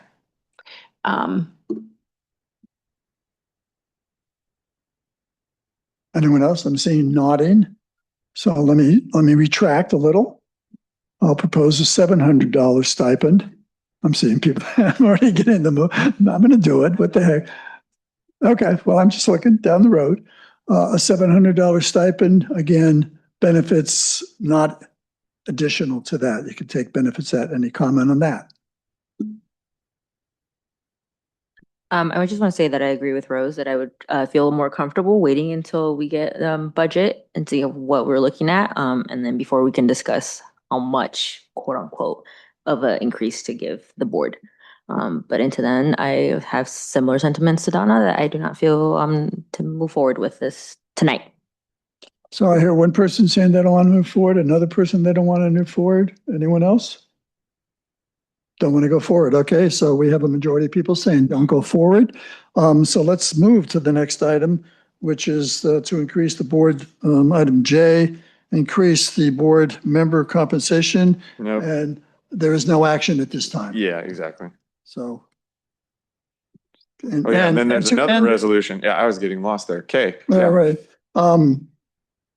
So the next one is to declare that we need an election. So it is a resolution that caused, so we're. Let me finish your J. So we will come back hopefully in June to revisit this. Please put it on the agenda And we'll see what the budget is and hopefully we have better idea. To be clear, we won't have budgetary clarity until August. We don't finalize property taxes till August. Right. Okay. Yeah. So let's come back in August. Again, please make a note to Yep. be sure it's on the agenda in August again. Thank you. Moving forward. Okay, so this is declaring that we need to have an election. And it's a resolution. And as Rose just talked about, we have 2 trustee areas. Roughly, the 2 areas that are open are West Side, so Russian River Valley, West Dry Creek into Dry Creek Valley, and then kind of the southern section of city limits proper in Healdsburg. So those are the 2 areas. And that's section area 1 and 5, I believe. Something. 1 and Yeah, 5. yeah. That's what I thought. Okay. Someday I'm going to get them memorized. Yeah. Is it possible We'll to give you a map. to really feature the map on the website? And because I feel like we probably need to start we just need to start making the information accessible to anybody who might be interested. And we did do outreach with the Healdsburg Tribune, who actually indicated they wanted to run an article, and we gave them a bunch of information, and there has not been said article. I'm going to reach out again because they, the quote back from the editor was, "We see it as our civic duty." So I'm going to give them a gentle nudge. yeah, and maybe it's possible to put it up on like social media, just kind of let people hopefully, because it narrows it down so much, you probably won't have an election. Anybody who might be interested in you likely will not have to campaign, and you can just, that makes it a less of a commitment. And anyway, I don't know who I'm talking to exactly, Facebook land, but I don't know who it's called. She puts out, I want to call her Heather, but I'm not sure that's the right person, who puts out a neighborhood thing, which might be. Simone. Thank you, Simone. But it's a pay almost Heather. thing. I mean, she'll pick up on anything we give in Facebook. So. Oh, I'm, okay. Yeah. They ask advertise. I understand. Okay. Yeah. It's for profit. She actually asks us for information all the time. Oh, okay. She's actually more active than the Tribune is in terms of Yes, reporting. and that's my point. Yeah. Yeah. So, and zone 1, I believe, actually is quite a bit of downtown. So I do feel like there's a real good chance that somebody is going to be interested who lives downtown. Anyone know anyone who lives downtown? Wait, Residential circle's also part of one of these 2 zones. Yeah, So we're looking at map orange, correct? Yeah, okay. Yes. Just make sure I have the right one pulled up. You said zone 1 is downtown? think it's Because zone 1 is showing up. Yeah, zone 5. Oh, zone. Yeah. Oh, yeah. Yeah, Zone 1 is. Zone 1 is like all of Dry Creek area. Yeah. Dry Creek, Russian River Valley. Yeah. Okay, I will make a resolution number 2623, specifications of the election order. This is a resolution. yes. Oh, I thought I just made that motion. Yes. Oh, I'll second it. President Potmissel, Aye. Vice President Del Rey, Aye. Trustee McAllister, Aye. Trustee Velasquez, Aye. Trustee Lopez Jimenez, Aye. Student Trustee Brennan. Thank you.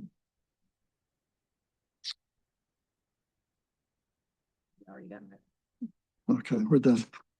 All right, reports. Hada? Oh, wait, we still have, Oh, this one's fast. Surplus equipment. thank you. So we need to declare some old food service equipment that is either broken, unuseful, dangerous, or missing, surplus. So moved. Thank you. I don't see a list on the agenda. Was there supposed to be? I have a list? long list of stuff. Oh, okay. It did not make it onto the agenda. It So didn't make it in. anyway, Okay. just in general. I so moved. I'll second.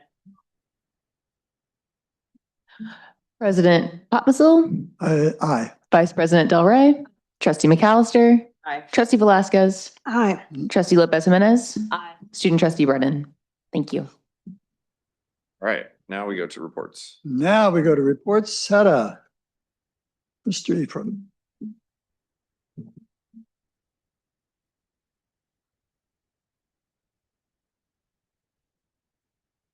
Interesting discussion. Listen, it's fun listening to you guys. It's a difficult topic, isn't it? When you're talking about this issue about your own self too. So I understand. This is my last meeting I am no longer going to be president after this meeting. You're not just going to come? Oh, I could, I guess. Mike, you would come under the Willie Brown Act, so 70% of the time. 60% of the time, yes. 60% of the time. Percent of the meeting.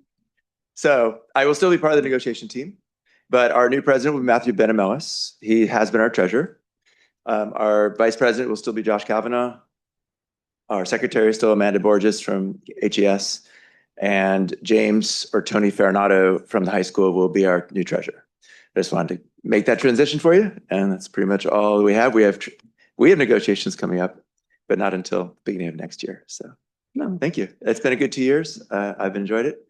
Oh, thank you, Mike, for good. Thank you so much. for your report. CSEA report. Anyone here? Seeing no one. Student trustee.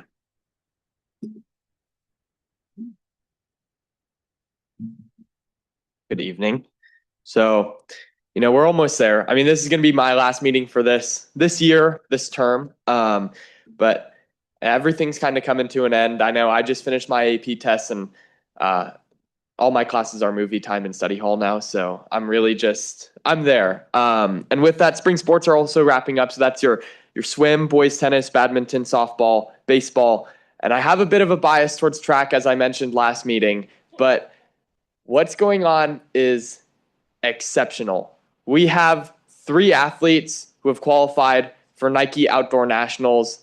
I think that might be the first time we've sent someone, and definitely the most amount of kids that we've sent to a national meet. We sent one last year. So that's super impressive. And the fact that one of them is a freshman and then 2 of them are sophomores, it's pretty remarkable. And just this last weekend, we had our Redwood Empire qualifier meet. So that is to move on to Meet of Champions, which is a step away from state. We had actually a lot of people qualify for Redwood, and I think we had 7 or so athletes qualify for Meet of Champions, which is a very, very large group for Healdsburg High School. I just want to shout them out. They've worked really hard, and specifically, we have a freshman, same one who qualified for Nike Outdoor Nationals, running 153 in the 800 meters. And for general context, the nationally recognized D1 recruiting time mid-tier is anywhere from 151 to 154. So this freshman has already met the D1 recruiting standard time for the 800 meters. So does the freshman have a name? Phoenix. It's Phoenix. I don't know if I can address them, but he also broke the school record held by my son in the 800 last week. Yeah. So, yeah. It was kind of fun because Jack was helping coach. So he, full circle. Yeah. 153.26, I think he was. Yeah. It's low 153s. But the running program has a bright future, and our cross country training starts in a couple weeks. So I'm excited to keep you posted going into next year because it's going to be impressive. But this time of school year, it also gets a little bit fun. Yesterday, the AP Environmental Science class, both sections went to San Francisco via the SMART train and then the ferry. And then we walked to the Exploratorium kind of to celebrate our successes. It's a huge class, about 60 kids. So we got to experience some public transport and then have fun in the city for a couple hours. And yeah, it's a rewarding time. Yeah. And then last weekend, it was prom. Super fun. And, like 4 days ago. Yeah. But with seniors having so many free periods, I haven't seen all the juniors and seniors together in one place, and I saw it at prom. So that was really cool to see. It was super fun, and it's always nice to see everyone there. There was I don't know the exact number on tickets sold. I tried to get it this morning, but 208? Yeah. A lot of tickets sold, 208. I don't know in comparison to other years, but I'm really happy with that number, and the junior class definitely made some money as a fundraising event. So yeah. And I also want to add some emphasis to our AP testing opportunities and AP course selection at Healdsburg High School. I myself took a lot. I think I took 6, so that might be the most in the school, but we offer 16 or so. And that's more than some of the big schools in Santa Rosa. You took 6 this year? Yeah. Yeah. I was busy. But yeah, I just want to credit that. And it's super awesome that students are able to get involved in advanced coursework early. We offer AP courses to freshmen all the way up to senior year. And yeah, it's just awesome. I want to shout that out. Although it gets busy, it's very rewarding down the line. And, you know, I've talked about this all year, and I'm going to finish this off. Cell phones have become, they've had a resurgence in discussion with Healdsburg High School announcing that cell phones are not going to have a place on campus next year, essentially a full ban. And once that came out, I asked some questions, and I think they're very polarized on the issue. And a lot of students are saying that they didn't feel like their voices were heard in that discussion, which I'd argue that they were. But they're saying that, you know, technology is going to be such a big part of my life down the line. Why take it away? I think they're missing the component that they have Chromebooks and computers at school, but they I just want to bring that to light, and I think it's worth a shot to try and get rid of cell phones and see how it holds up. I know that there's definitely concerns amongst teachers that it's going to be hard to enforce and whatnot, but I think it's worth a shot, and it's just something it's a hot topic at school right now. So I'll also be keeping you posted on that next year. But you know, right now it's also a time of elections. So ASB just had their elections, as you know. I've been reelected for student trustee, but there's been a rework in the officers for ASB and club elections as well. So I want to bring that opportunity to the board, and if you have feedback or inputs for the ASB class or want to get involved in any sort of club discussion, now is the time to start thinking about it so you can bring it to the table next school year. I think they'd love to have some sort of larger feedback from the community on what they're doing and what you think that they could do better and whatnot. There's a lot of realms to that. But that kind of ties into our wellness week. Our wellness week was it was on the tail end. I think it was the week after our previous board meeting. I know we had some trustees involved, and I want to thank your participation. And that's the kind of input we want and kind of participation we want from a trustee. And I know it made the Wellness Center very happy and feel like they were definitely relevant and heard in a time where they were being kind of a rough patch for the Wellness Center. And there was a lot of participation for what it's worth. The Wellness Center typically isn't able to pull a lot of students in on these events, but I thought the involvement and engagement from students was very positive, and there was a lot of it during that Wellness Week. So I'm excited to continue that into next year as well.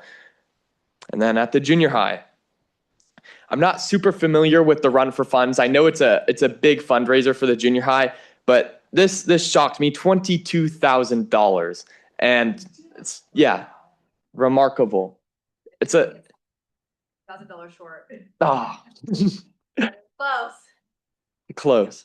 But yeah, it seems like the same consensus at the junior high, where it's kind of the time where everyone's worked hard and now we're kind of at the finish line. It's smooth sailing, maybe hiccup with finals week, but that's all I have for you guys. Thanks, Lucas. Yeah, I will point out too that Phoenix and Jasper both, I believe, are top 5 in their class nationally for their events. Yeah. He had 153 in the 800. He's now ranked the 3rd fastest freshman in the entire country. And Teague is, yeah, I think he's top 10 for his class. He high jumped 6'8". Yeah. So, yeah. Insane. We're for sophomore. 2nd in the state for sophomore. Okay. Yeah, he's tied for first. Yeah.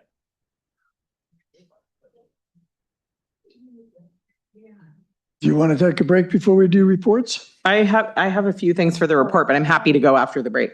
No problem. Okay, let's go ahead. Okay.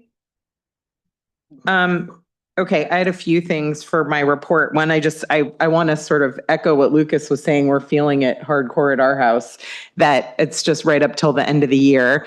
I was lucky enough to get to tour FMC and HJH yesterday, and it was so cool. There was a lot of preparations at FMC for all the students were doing like massive art projects, getting ready for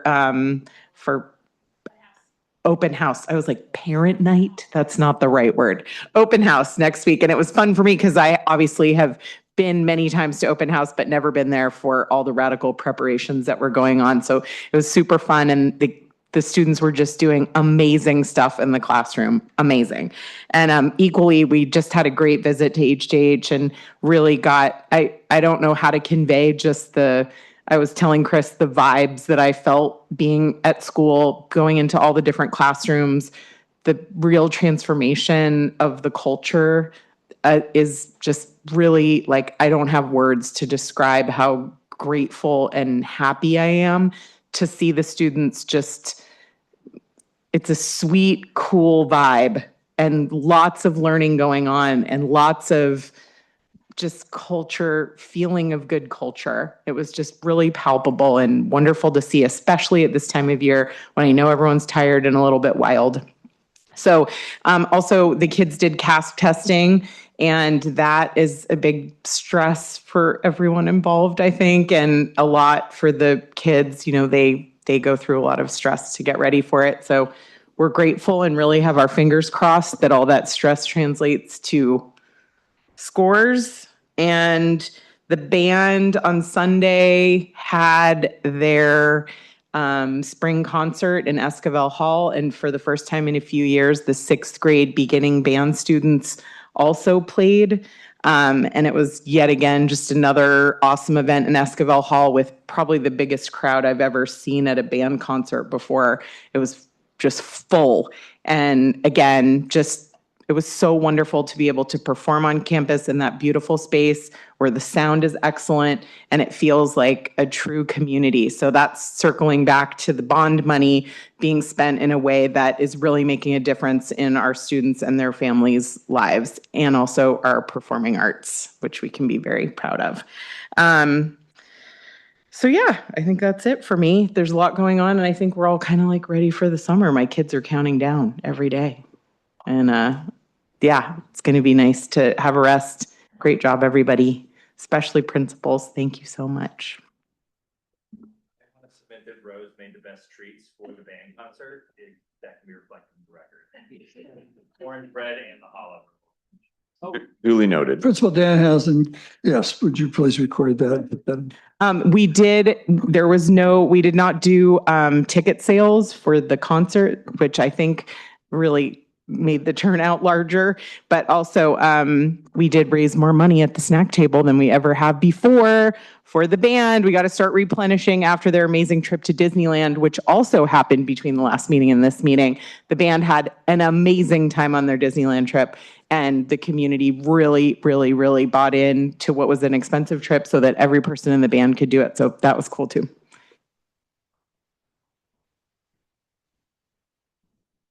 Go for it. I need a break, but I did go help one day at the high school with wellness. It was not a day you were there, but I was especially impressed that the students really drove all the activities that week and really thoughtfully thought of activities that would engage their fellow students at lunchtime, which was very cool.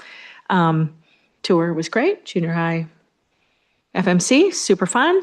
Although we might have interrupted a testing room once, but sorry about that. But yeah, great.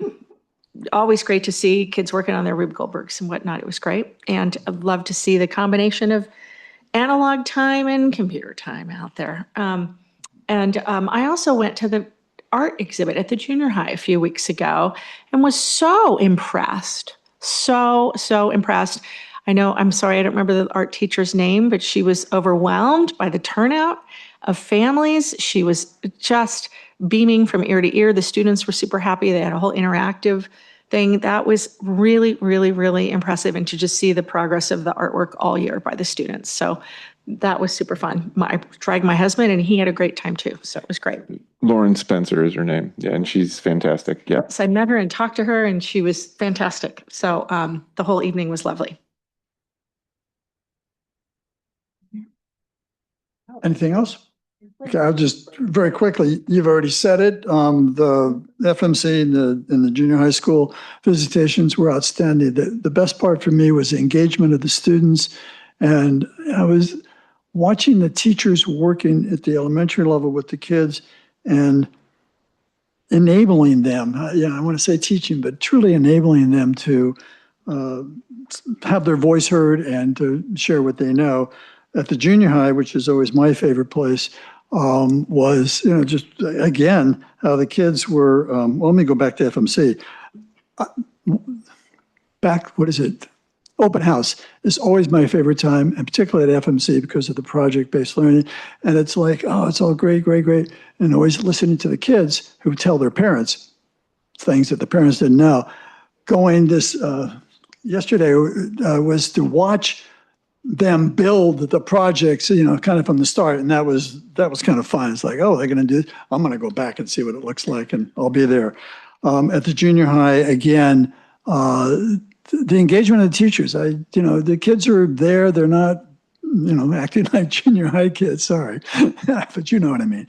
And again, the teachers' their ability to engage the kids, ask the questions, and I'm not saying pull it out, but allow them to express themselves and get to I don't know if the right answer is the right way, but go in the right direction. And the art, thank you for mentioning that, was in the library. And I have a son who's an artist, and I look at that and I go, God, I know he wish he had been there, could be there when he was, 12, 11, 12, doing that art. And it is exquisite. It's pretty cool to see that. I will mention the Run for Fun that I happened to be on the lawn when the kids are coming back getting doused. Is that the right word? Yeah, don't say it. Okay, I'll say it. So there was this really, really cute hound dog there. No, he was actually cute, wasn't he, Superintendent? Yeah. Say yes, thank you. It's a cute mask, yeah. Cute mask. Exactly. Yes. And I understand, anyhow, I won't get into it. And I was hoping to have slides of the kids running through getting doused with chalk or whatever. I don't know, it was great. I'm pleased to hear that you raised, the amount that you raised is over 20,000, so that's great. And that's all I'll say. Okay. Anything else from anyone? Let's take a break for 7 minutes. Does that work? I want to just say one thing before we break. I really want to encourage all of us as we go to these activities to grab a friend, grab a neighbor, grab someone who wouldn't necessarily go to one of these campuses and show them around, because I'm going to take my next door neighbor to the open house next week, because we keep talking about wanting to communicate all the amazing things that are happening in our schools to people in our community. And there's no better way than to bring them on the campus, look at the beautiful classrooms, look at these kids engaged in their learning, and bring a friend, bring a neighbor, invite someone who doesn't have kids in the district, and let's show off our schools. That's all I have to say. I agree. And with that, let us return at 7 minutes after. Or so, fast, but which really means.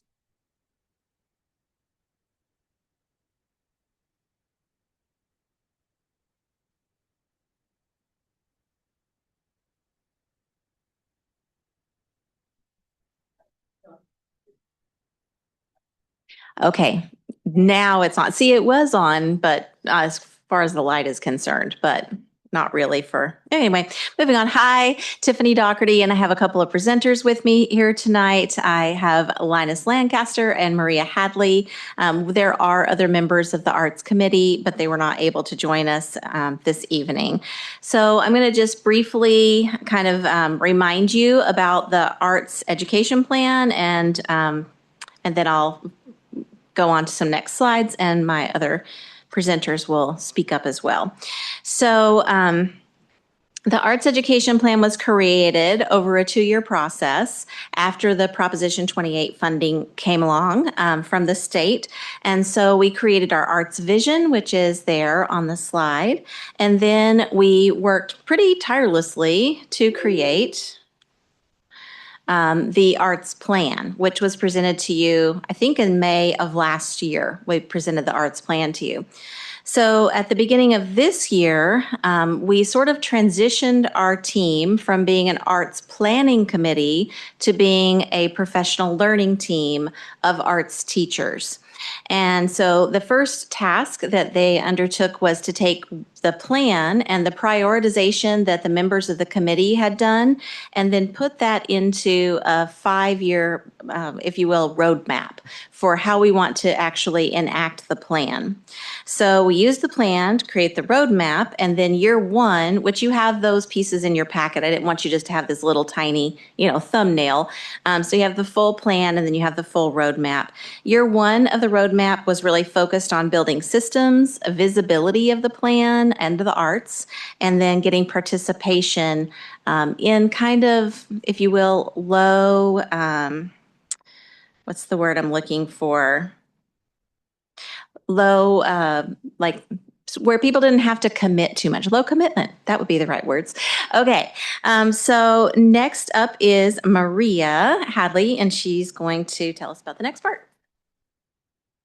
Good evening. I'm going to use my phone. Okay, so this year, the focus of the Arts PLT was to establish all of the elements and principles for the different areas of the arts that we would focus on in our curriculum and offer to the students. So it would include visual art, obviously, but also dance and movement, dramatic arts, music, and the digital arts.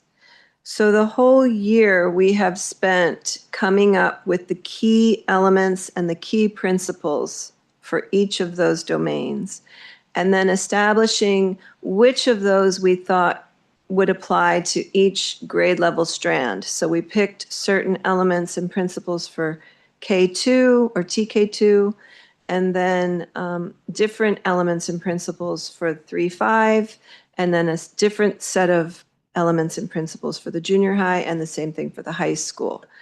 And that was a long working process going through each of those domains, and we had a really great team. We had the drama teacher from the high school, Monica, and then Lauren from the junior high, Linus and myself. Mr. Natelli was involved, and there were some other people that came to various meetings who had like expertise in one area or another. It was very enlightening. One of the most exciting things was that we got to hire a teacher for elementary arts, and not just visual arts, but incorporating all of these domains into lessons throughout the year for kids from TK to 5th grade. And so that was a very exciting part of it. I think that's my part. Linus, you're up next. Yeah. So let's see, the two items here, Arts Education Forum, which is the first thing that I'd like to introduce, and then Arts in the Community really go together. The Arts Education Forum was really the largest example of community connections that are called for by the Strategic Arts Plan. And also it has a lot of intersection with the Arts and Culture Master Plan for the city of Healdsburg. The two were, the Strategic Arts Plan was written very intentionally along with the LCAP and along with the ACMP for the city so that they would merge and that they would support each other.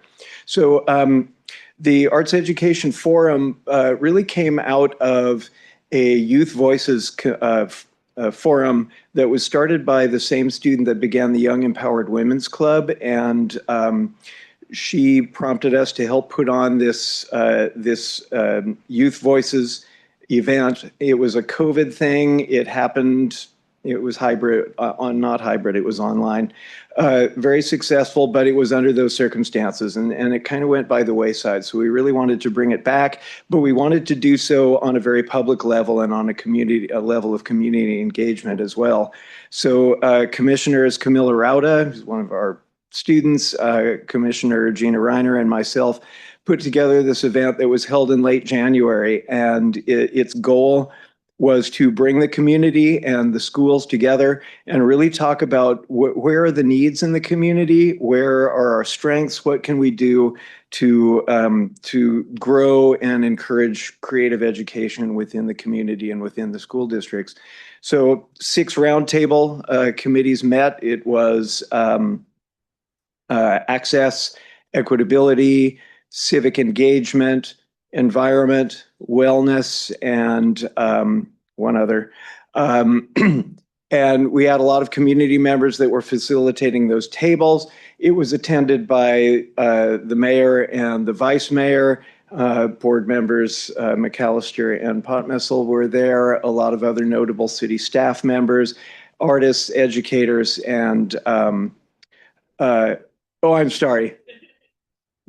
I apologize, my mistake.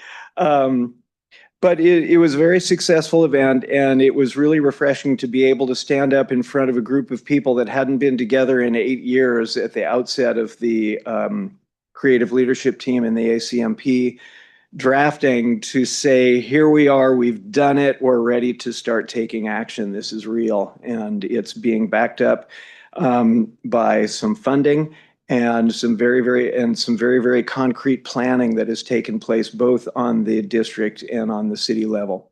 So it was a very successful event. We thought there will be a follow-up symposium coming in the fall.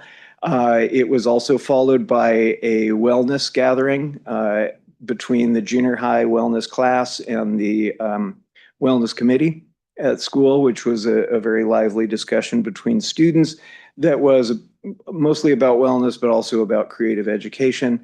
And the full report from this event will be forthcoming to you shortly as well. So thank you.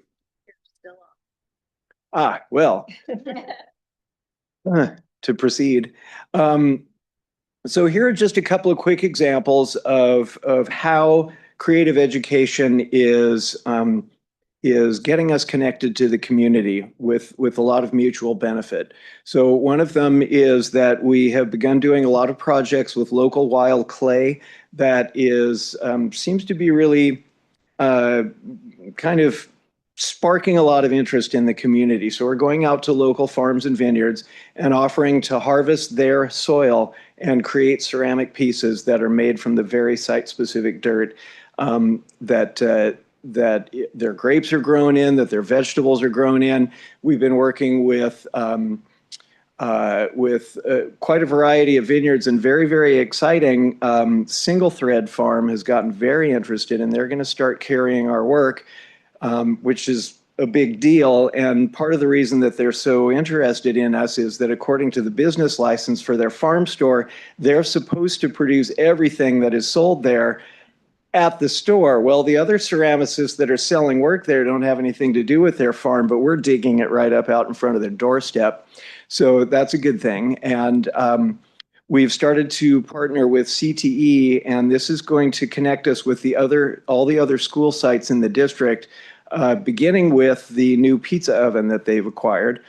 And it's going to be tiled, some with colored commercial tile, but along with that, we're going to go to the other elementary schools. They're going to dig up their soil, find those clay spots, and they're going to sift and sort and process and manufacture their own clay tiles with soil from the campuses.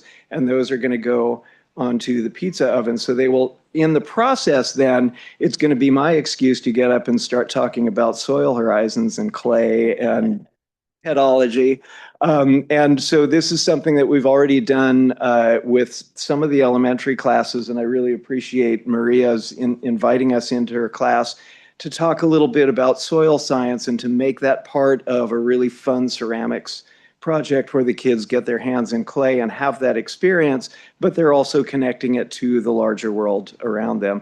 And so the upcoming tiling projects with the other elementary schools is an example of how it starts, and then we'll strand out to larger and even more exciting connections to soil science and other things like that. So we'll see where it all goes, but it's very exciting right now.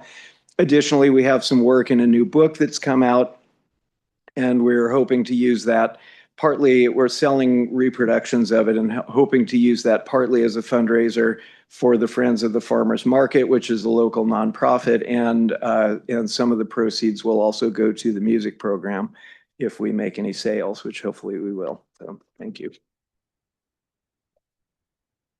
This one? Okay.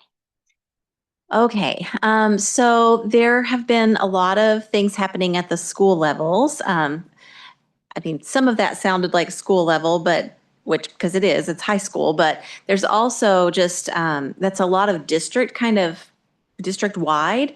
And then these are things that are kind of happening directly at the schools. So at the junior high, there was a PLT, kind of like a share case, where each of the PLTs, the math PLT, the language arts, and on, presented what they had been working on. And Lauren Spencer, the teacher at the junior high, the arts teacher, said, well, let me tell you about what we've been doing. And so she did a little presentation on what the arts PLT had been doing for the district. And she said everyone was really interested in integrating arts into their lessons. So that's pretty exciting.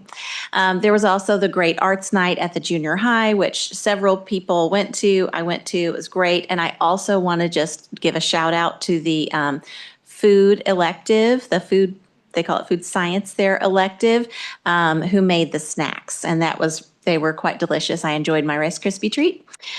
And then we have some pictures there from our theater department, and there were plays put on by both the junior high and the high school this year.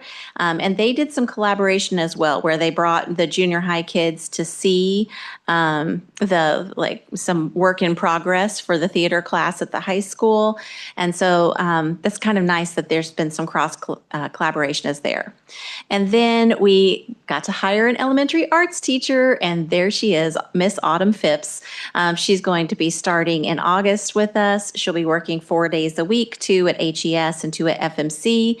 And we were able to use some creative scheduling with an early release for enrichment. So everything's happening the same way it has been happening. However, we are changing the bell schedule at the elementary so that enrichment happens technically after school, and we're able to shift some funding that way. And that allows us to use the Prop 28 funds, but also some general funds as needed to pay for an elementary arts teacher. Looks like you have a question, or were you just giving me a thumbs up? Okay, got it. She's also bilingual, speaks Spanish fluently. So yeah, so we might be able to have some intersection there. Yes. And she's also taught some of the kids because she was a preschool owner and a local preschool owner. So, all right. Maria? So we were very excited to have 2 visits this year. We integrated a class with Linus from the high school. My students got to do some clay projects. We do a whole FOSS kit for our PBL about pebble, sand, and silt. So it tied in really beautifully with all of that. And Linus's lesson on the stratification of soil, and they loved it. He fired their pieces. They got to glaze them and have them to take home. So that was exciting. Then later on, Lauren's class came when we were doing the steelhead in the classroom. And as many of you know, because you've had children in my class, we do reports on all of the predators of the steelhead in the Russian River watershed. And she did the most amazing project. She had her junior high kids carve a linoleum cut tile for every predator. And then the kids came and they taught the lesson to the students. We had 5 stations. Every child had to make a print of their particular predator, but then they got to make 5 or 6 other prints to take home in a portfolio of these gorgeous linoleum cuttings. And then she used them at her open house to let the general public just make prints of these animals. They are stunningly gorgeous. If you have time, stop by my classroom at open house. We've got them all hanging up, a sample of each animal, and the kids who carved them are so incredibly talented. So that was really fun to integrate the arts with PBL also. Did you want to say something about arts integration? Yeah. So thank you again to Maria for inviting us in. It was really, really fun. And I'm really pleased to hear what Lauren's class did as well. You know, as we got going with this, one of the things that we felt was that it is possible with a vision and with enough practical experience in the room to not have to wait until you have something fully fleshed out to begin taking action. We really felt like we can just start this, because along with the drafting of the plan, we also need to be able to show examples of what it looks like and what it's going to look like. And I think these are absolutely wonderful examples. You know, arts integration is a growth process, and it is a matter of culture shift. It's not illustrating a poem or making a drawing that accompanies an essay. That's better than nothing, but it's not standards-based art education yet. In an ideal way, arts integration is when art is done differently because of scientific methodology and tactic and practice, and science is done differently because of artistic tactics and methods. And as high blown as that may sound, it's not as far outside of the fray as you might think. Here's an example. This is art and science really working together in a way that is comprehensive and a little bit more holistic. And so it's really exciting to see that. And the coolest thing that came out of this year was when my high school students went over to the junior high and were doing the lesson with Lauren's students. We had planned already for them to go to the elementary schools, but they're like, hey, why can't we come to the high school and teach you something? And it's like, wow. And that was their idea, and they did, and it worked out really beautifully. So that's the kind of thing to where when this becomes student driven, it gets so much cooler, because we can't come up with every idea, and they come up with a lot. I wanted to say one more thing. I don't want it to make it sound like they only came to my classroom. Linus went to very many different classrooms, both at Fitch and at our site. And then the junior high kids went from TK all the way to second grade, teaching one class to each grade level. So they had a whole bunch of different projects they were doing. It was not just this particular project. So I really was so impressed with the kids who came to teach. They were fabulous. Okay, just a quick look at what we're going to be looking forward to next year. Our year 2 focus in our roadmap is on professional learning, formative assessment, and clear learning progressions. So we want to have a goal of really being consistent and having high quality experiences for students in the arts across the district. So we'll be looking for opportunities to display art around the town and setting up something like a schedule for, okay, if we have this business willing to loan us their window, what grade level can we put some art in there from? Or pictures of, kids dancing or whatever it is. And then professional learning, this next year, we're going to start off the year with a district learning day. And we do have both Linus and Maria and Lauren Spencer, who will be doing some arts integration lessons, like what it could look like at different grade levels. And finally, our learning progressions are looking pretty good for those 5 different arts domains, but we want to be talking next year about what does it look like to show proficiency in an arts standard, perhaps around a dance. What does it really look like? So those will be the discussions happening next year, and we're hoping to have those discussions really centered around student work. So, did either of you want to say anything about it? Oh, yes? No? Okay. So this is the little last slide. We just really want to thank, in alphabetical order there, all of the folks who have worked on our arts professional learning team and come to at least one of our meetings this year. Monica Chavez did really intend to be here tonight, but she wasn't able to come. And then me, and Maria Hadley, Linus Lancaster, those folks are here. Danette McCormick, who, in addition to being a humanities teacher in 6th grade at the junior high, also teaches the theater class there. Miss Rose McAllister, John Natelli, of course, as our extraordinary music band teacher. Mike Popmasil has been on our committee and come to one of our learning team meetings. And then, of course, Lauren Spencer, who's really done an amazing job this year. So, do you have any questions for anyone?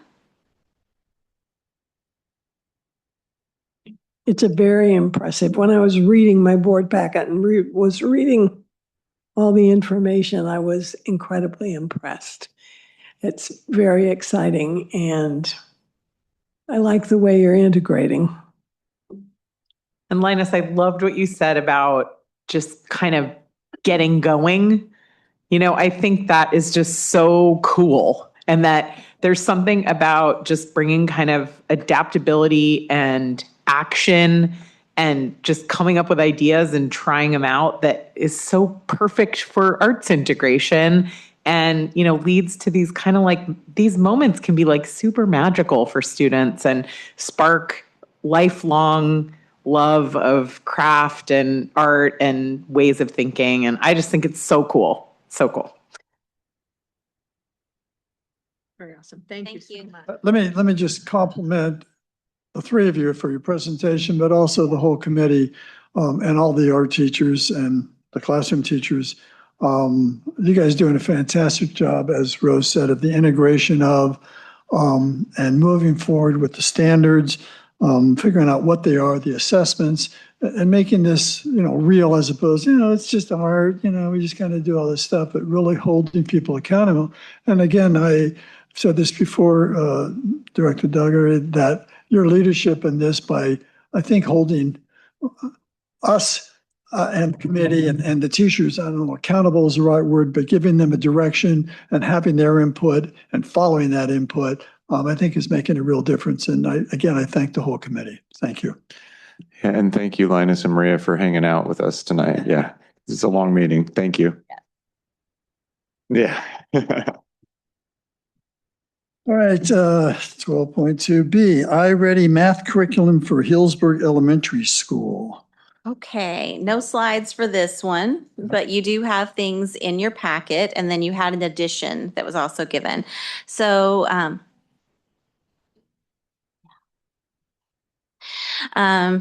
tonight, I'm bringing forward the recommendation from staff to adopt the Curriculum Associates Classroom Mathematics California for grades K2, along with the iReady Diagnostic and MyPath Personalized Learning Tools for grades K through 5. So this recommendation, as you will recall from last time, came from a lengthy pilot and review process involving teachers, site administration, and in particular, the curriculum committee. Since the April presentation, questions have been legitimately raised regarding recent media coverage and litigation involving iReady, specifically around data privacy and concerns about excessive screen time in some districts. And we did take those concerns very seriously. So for the past several weeks, Superintendent Vanden Heuvel have worked closely with legal counsel and with Curriculum Associates to review the contract language and taking the advice of our legal counsel to strengthen protections related to student data privacy in the contract from Curriculum Associates and ensure that the district maintains strong advocacy for student data privacy moving forward.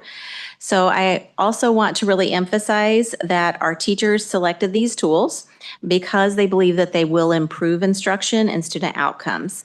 The iReady Diagnostic provides more user-friendly, standards-aligned data, and MyPath, which is the personalized learning component, is intended to streamline and personalize learning support for students all under one heading, under one company.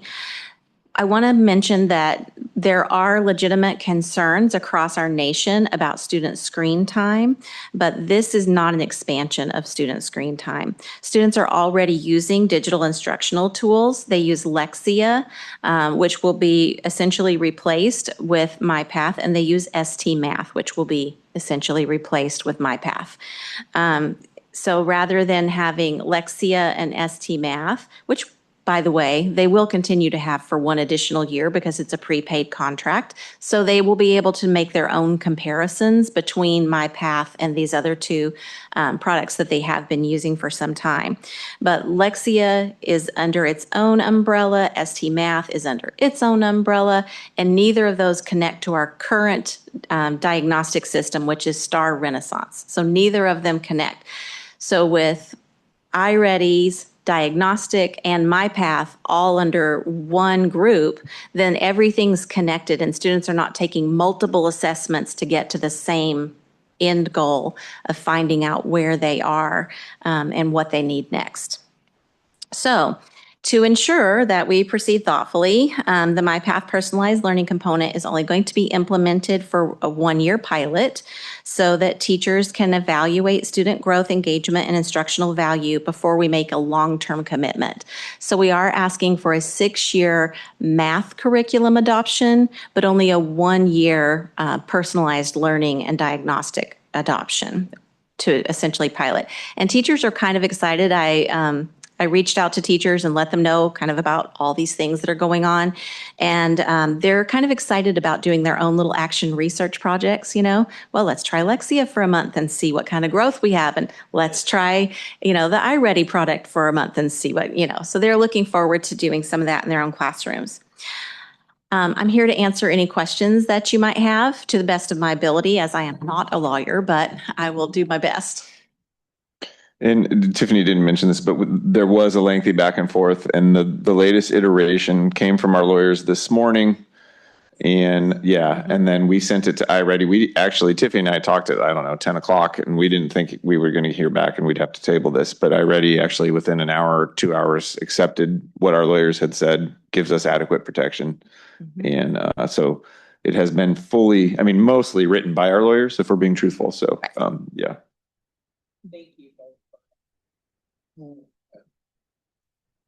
Thank you. Well, as I had indicated earlier, your recommendation, and particularly the classroom teachers, a recommendation that this is a program that they want to use and really think that it will be to the advantage of our kids. I support it 100%.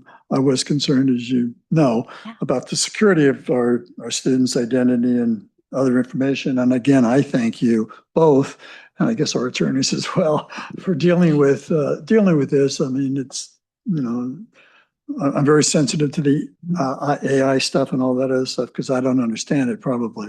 But I'm reading here that it says they're going to protect the security, confidentiality, integrity of information processed through the iReady platform. I'll leave it there. So again, I thank you both for your work, and thank our attorneys for us as well, would you? Of course.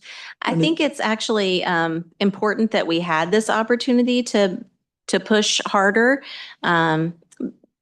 Because, there was like a general level of reassurance, but this is now a very specific level. And I really like it. That's great. Yeah. Any other questions about the curriculum or anything? Okay. Hearing none, I will make a motion to approve the curriculum, iReady math curriculum for Healdsburg Elementary School. Second. I have a motion and a second. All those in favor? Aye. Aye. Opposed? None? It passes. Okay. Moving on to the Healdsburg Junior High School math curriculum. Okay, next item. I'm just going to do a quick introduction, and then, our junior high teachers did not want to be here tonight at 8:35, but they made a video, so we'll be playing that for you. All right, so just a quick introduction. I'm bringing forward an informational item at this time regarding the recommended adoption of Carnegie Learning Clear Math as the core mathematics curriculum for Healdsburg Junior High. This recommendation came after a comprehensive pilot process led by our math teachers at the junior high.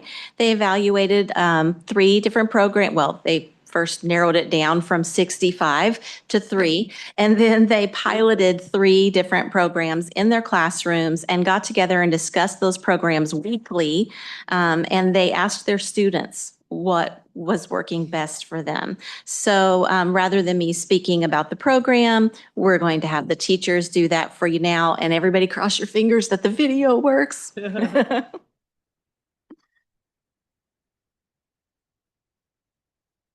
Okay, we're going to talk about our recommendation specifically for Carnegie Learning Clear Math and why we chose that as our group.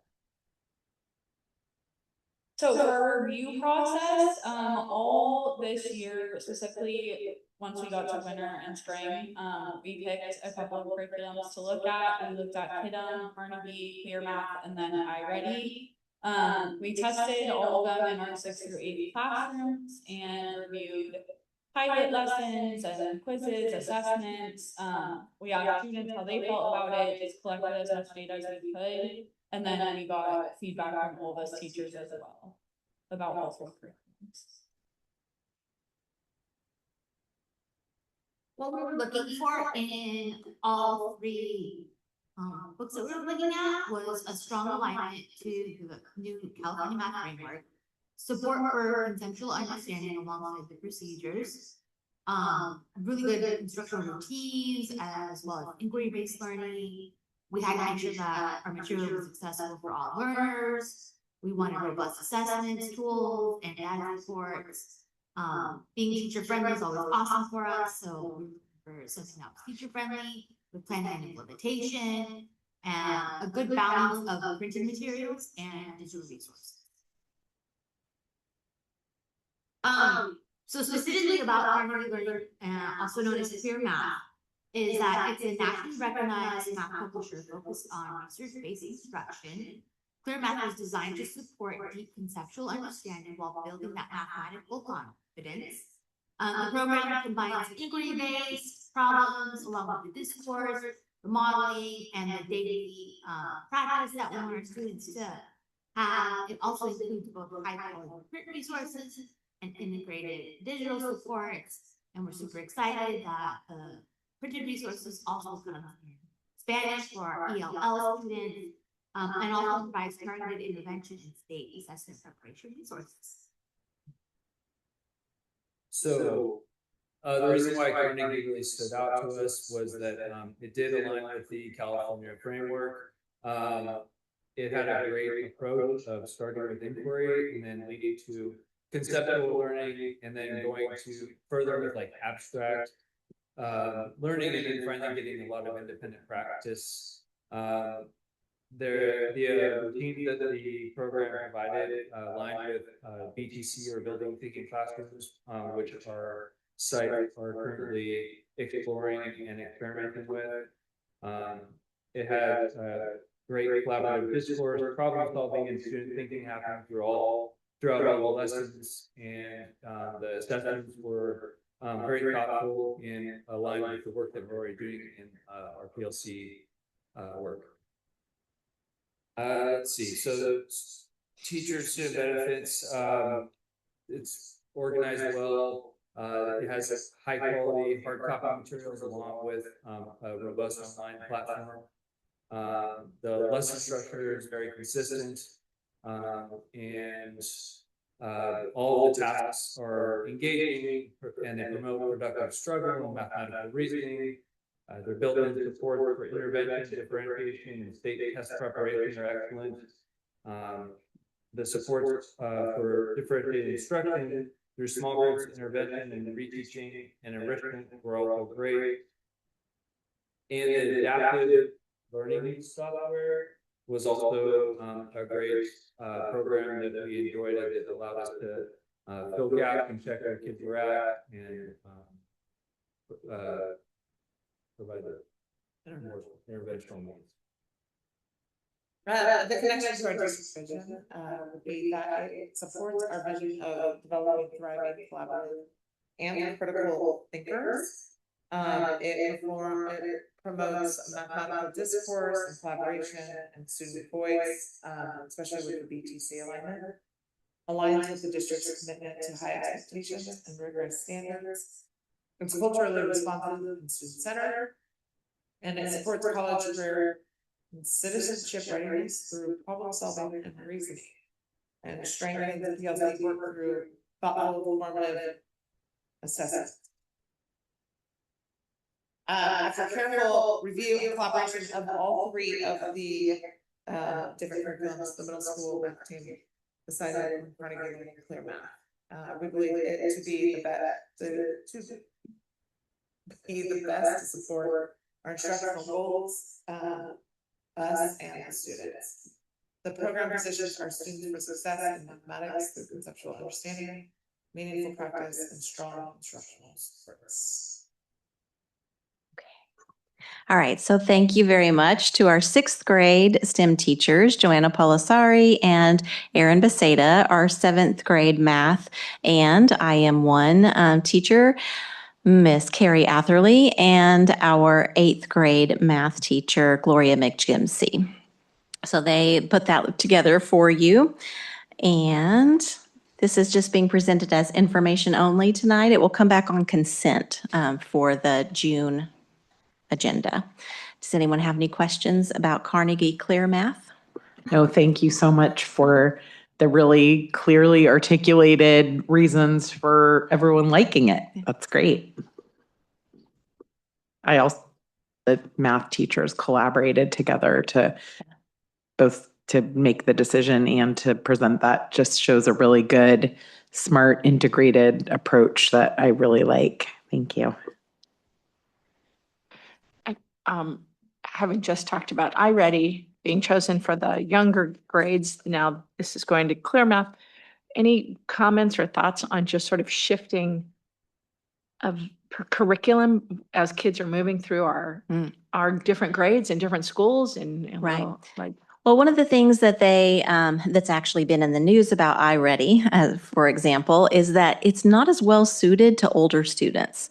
It's really developed for that elementary school age, and so as students get older, they just need different kinds of content, you know. And so that's where Carnegie Clear Math really won over above the other 2 different programs. And also why, so the K2s piloted Carnegie and didn't choose it. So because they felt like it didn't give enough, kind of that early childhood look at things. So it just depends on the publisher and what they're really developing for. But they loved the creator, I guess, the creator conceptually, and then also a trainer for Building Thinking Classrooms was one of the contributors for Carnegie Clear Math, and that's been a real push at the junior high, Building Thinking Classrooms for how they structure their math lessons. So they're really excited about this. So could you, I can't remember, what is the math program at grades 3 to 5? It's teacher created. They created it, I'm going to say about 6 years ago, shortly before COVID. They got together for some pretty extended time during the summer and created their own slides and way of doing things. Yeah. So, and they, as you know, they have some pretty enormous success. So they did not want to change that. No, I just was. If you remember, it's a mashup. Originally, it kind of iterates every year and they hone it, right? But originally we visited Navigator schools, which is a charter in Gilroy Hollister area, the highest achieving charter system in the Bay Area.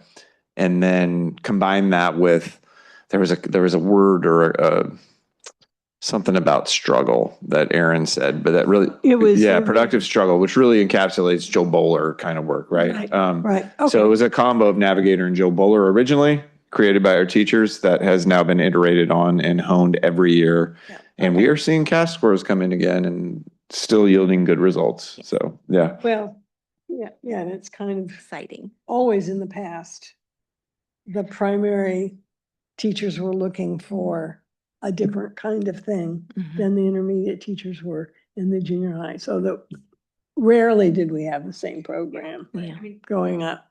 Logically, it makes sense. It would all just be the same and everything just flows through and kids kind of expectations are set around lessons and whatever.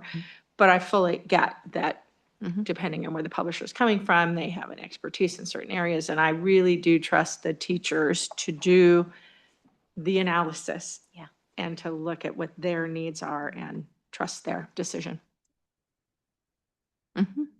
Yeah. All right. Thank you.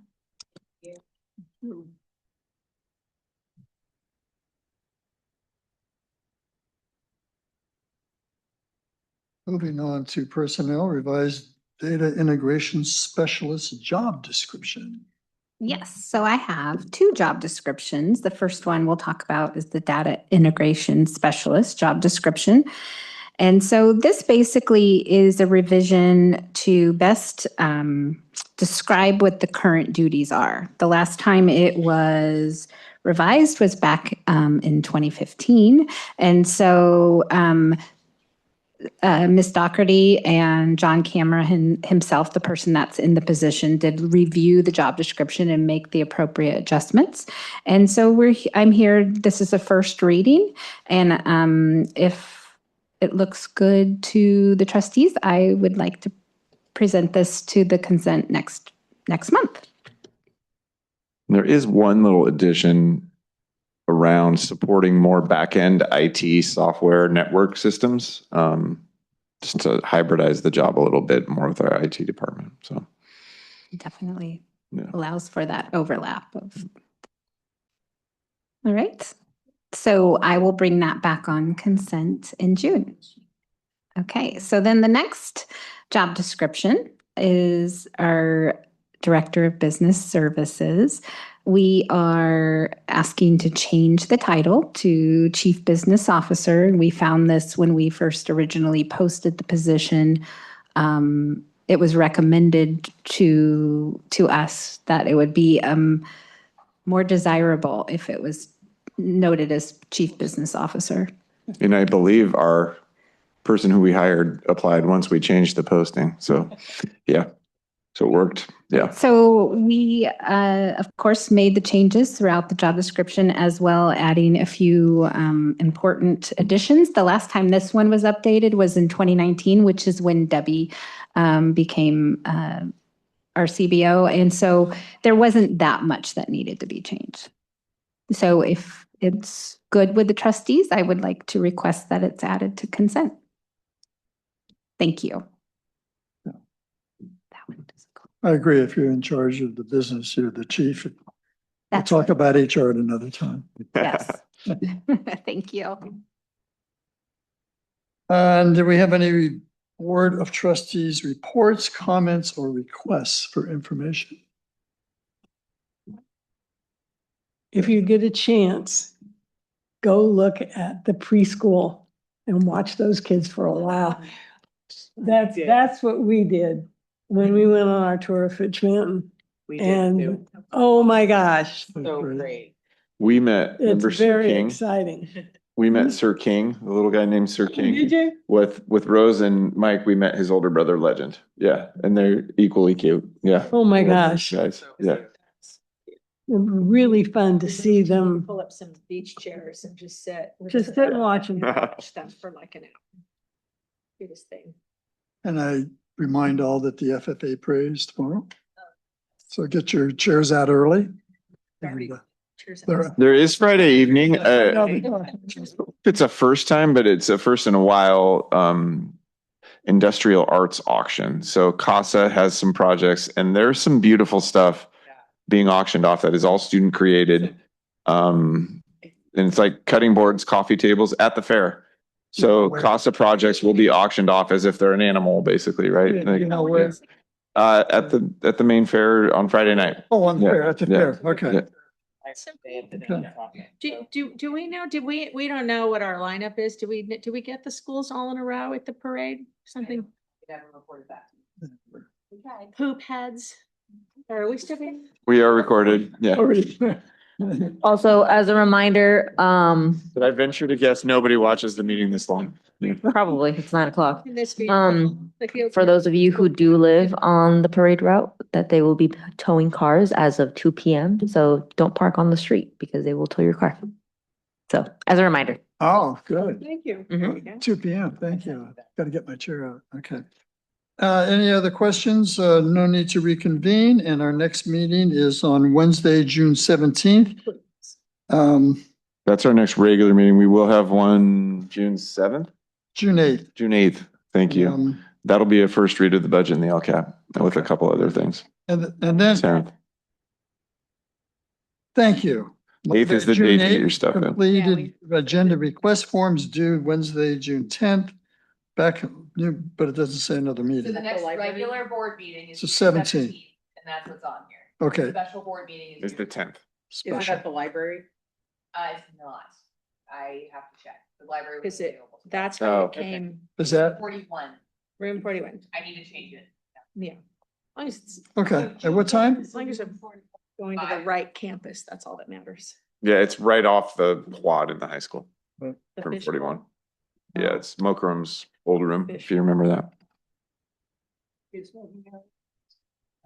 Way back when. I'm not familiar with that, but yeah. Wow. Okay. Yeah, I imagine. Not even just for teachers. Oh, no, for students. Students, yeah. We call that the wall across the street.